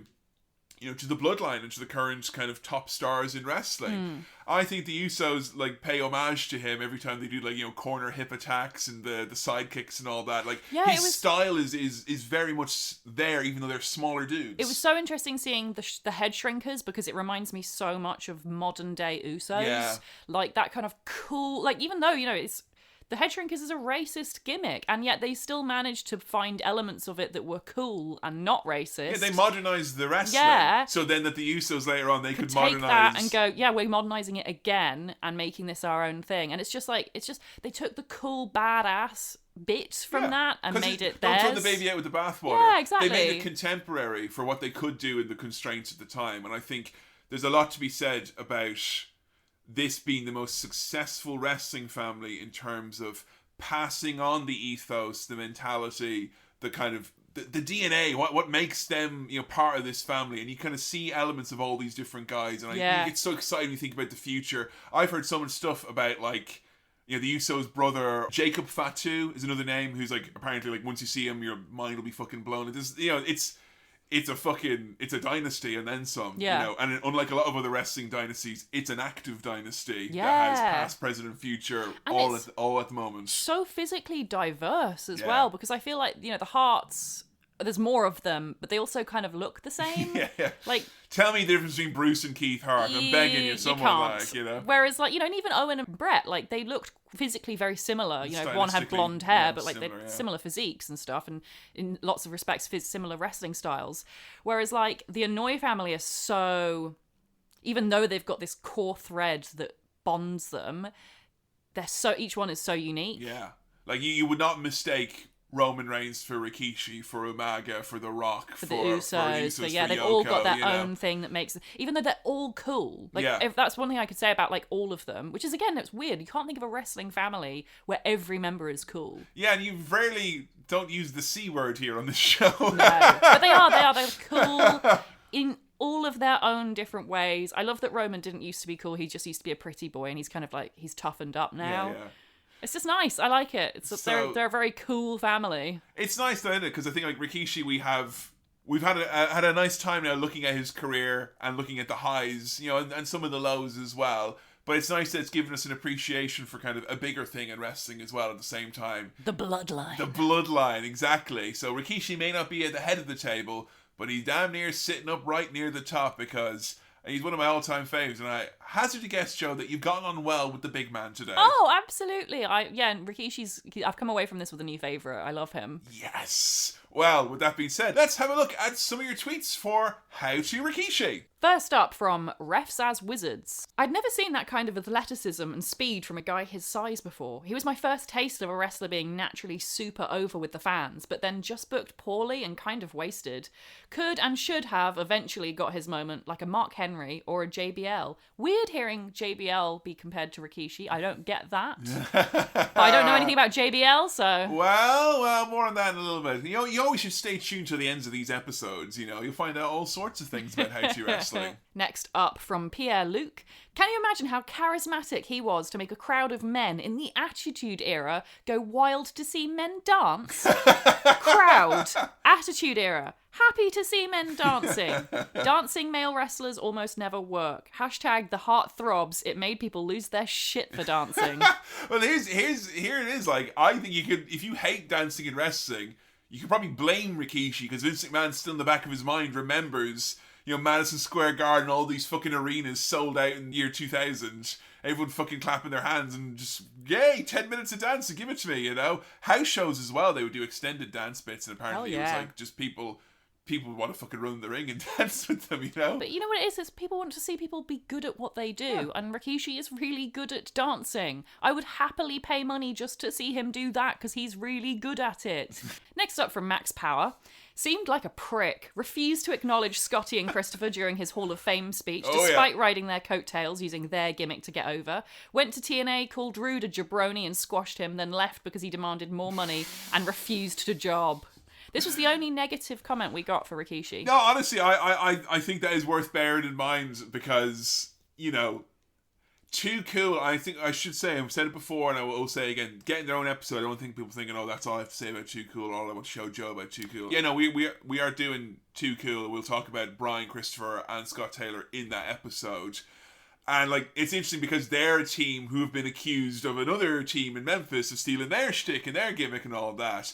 I think saying that he rode their coattails, personally, I think that's an over-exaggeration because, like, they were all in the fucking bottom of the barrel. You know, they were all the fucking superstars of WWF metal on Sunday mornings. Like, they weren't doing anything other than, you know, being jobbers.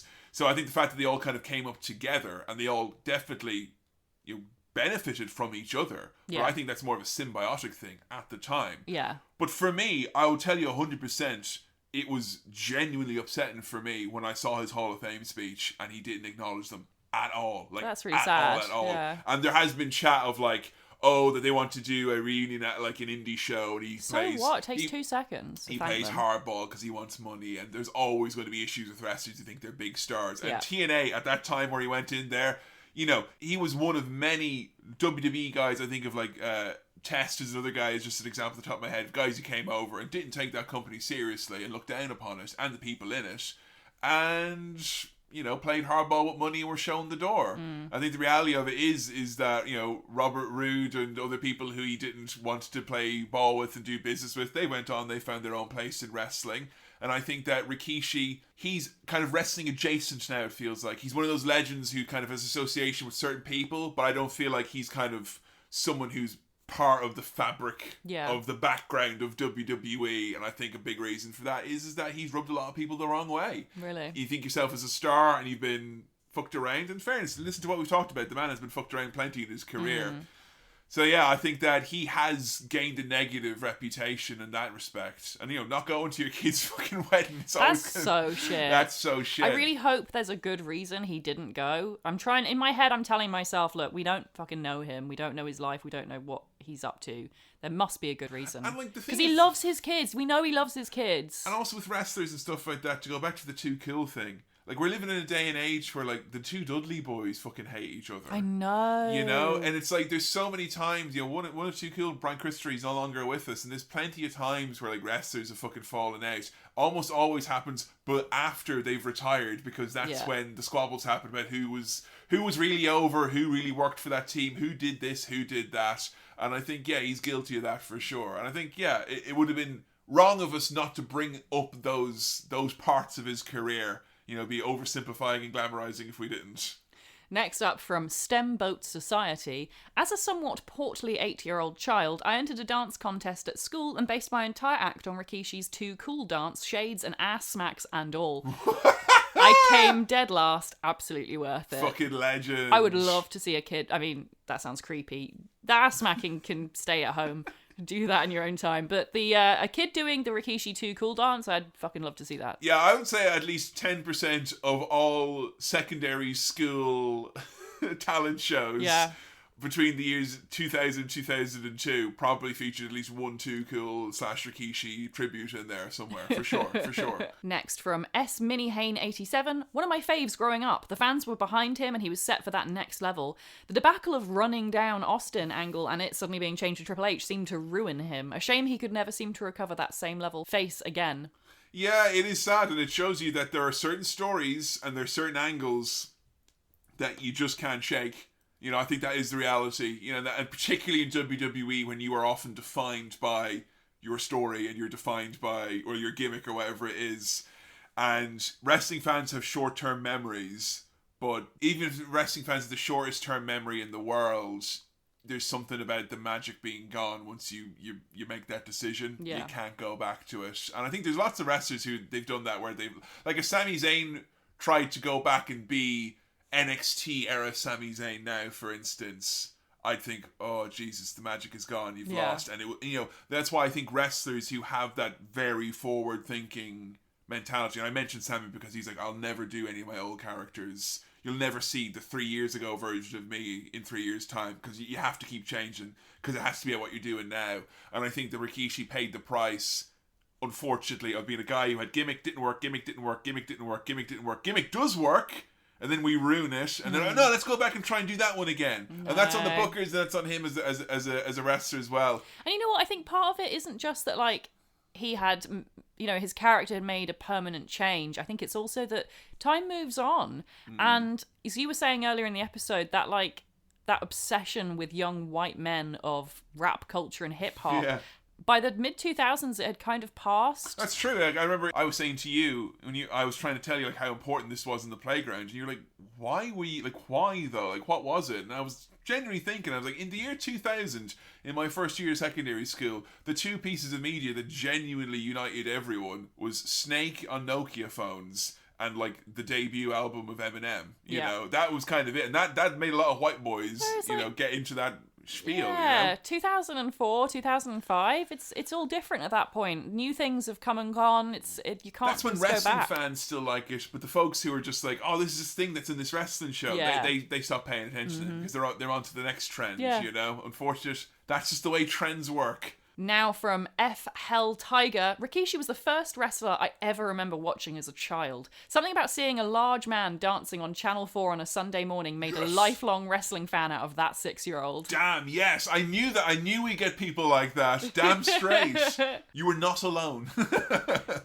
Finally, now from Sam Tomlin 539, one of my undisputed favourites growing up off the back of his run early 2000. Could have been just another generic WWF, WWE big boy, but he did stuff in the ring that was way more cool, agile and unique than a bloke his size had any right to be. Yeah, honestly, I think of the moves that Rikishi does, and so many of them, his Samoan drop, his sidekick, those weird thrusts that he does where he moves his hands all around, goes whoosh. Yeah. There's something really modern about it. It feels always so like something that is, I don't know, the types of things that he was hitting on, it feels like that is the basis of what a lot of wrestlers do now. Absolutely. Like the super kicks, the kind of high intensity, the loud noises when you're making impacts, What's really weird to me is that when I first started being a wrestling fan, when we first started doing this podcast, I don't think there were many, if any, fat male wrestlers on the roster. Like Bull Dempsey on NXT is barely. Come on, like it seems insulting. Like that was the idea of the gimmick. I know insult him. That's what I mean though. It's just like it's just fiction, isn't it? Like he wasn't even fat. Like it's just ugh. So it's weird to me that like at that time when I first started becoming a wrestling fan, it was a big thing in our circles of like, where are the big wrestling guys? Where are the hosses? Where are the big fat guys who get to do flips and stuff? And everyone was talking about Samoa Joe and like, there is legend that there is this man on this other promotion who can do this stuff and is this size. And we were all talking about like, yeah, WWE needs someone like that. How come they don't have anyone? And it's like, they did. They had Rikishi. And he's actually like, so modern and so much of the style that we see now with big, fast wrestler guys. Big men slapping meat all over the shop, and yet he doesn't get, I don't think, as someone who didn't really know much about Rikishi until we did this episode, he doesn't get the reputation for that, for being a big, fast guy, the way that Samoa Joe or Keith Lee or, all these other modern, cool guys. You bring up Keith Lee, and I think, like, he honestly, he really gives me those Keith Lee vibes of a man who understood that his size was a benefit because of his athleticism. And Keith Lee, much like Rikishi, was told, lose weight because we want you to look a certain way. And Rikishi battled that system for as long as he could, and just, injuries and stuff got the better of him. Keith Lee went on to better things. We can safely say whatever he's doing now is better things. But it's shocking though, isn't it, that in the 20-some years since then, that there is actually probably, it's almost worse now in WWE. It feels like there's less of an attitude for you to be a big dude, because Rikishi at least was able to have a good 4 years, on and off because of injuries, being a big man doing his thing on screen. I feel like, Jesus Christ, if you're a big man in WWE, you're going to be shown the door pretty quickly or told, lose the weight. I'm just really shocked that Rikishi isn't remembered for being a big, fast guy. Yeah. Like, it's fine and good to remember all the great fun things that he did, like the stink face and the dancing, but like, I didn't know until we did this episode that he was a big, fast guy. I really love that. I love big, fast guys. Yeah, and like, how come like no one's just talking about that as like, when we do talk about older wrestlers from years gone by, he never gets mentioned. He should be. He's one of those guys, and there's not many people on this list. I think last episode's a good example, Eddie Guerrero. Yeah. But he's one of these guys that, because he has such a unique presence and a style, putting him up with against certain wrestlers makes you kind of go, ooh, that would be an interesting pairing. Yeah. You know, like Rikishi versus Kane is a match that I've seen and is fucking amazing. And you just think, like, you know, you can put Rikishi with these different people from the time and go, just because of who he is and the style he is and it's so unique, it is immediately a really unique matchup. Yeah. You know, and there's not, you know, that's the rest. Those are the wrestlers I always love the most, because those are the wrestlers I'll type in, you know, Rikishi versus into YouTube to see what comes up and just, you know, find something random to watch. Yeah. He's always been that type of a guy for me. But as we're winding up here now, like, you know, Rikishi's a type of guy you're going to want to see more of in future, do you think? Yeah, absolutely. Especially if he dances. I'm always down for that. But, like, I would like to see his matches as well, depending on who they're against. I'm less keen on the Val Venus shit. Like, But Rikishi versus Test or something. I don't need to see that. Look, I may have misfired by showing you that match, but I've obviously done something right if you've come away appreciating the man's fucking dancing, and fuck anyone who says that there's no place for dancing and wrestling. Oh my god, because there is. You just have to do it well. You've appreciated the thing that the fucking the highbrow wrestling fan of me enjoys, which is the fact the man can move fast, he can hit hard, and he's a badass in the ring. I'm so fucking happy. Thank you everyone for all of your tweets, your match recommendations, your stories, your opinions, your thoughts about Rikishi. It's been a very positive episode, and one we're very happy to bring to you. And I say that because our next episode may be one of our most negative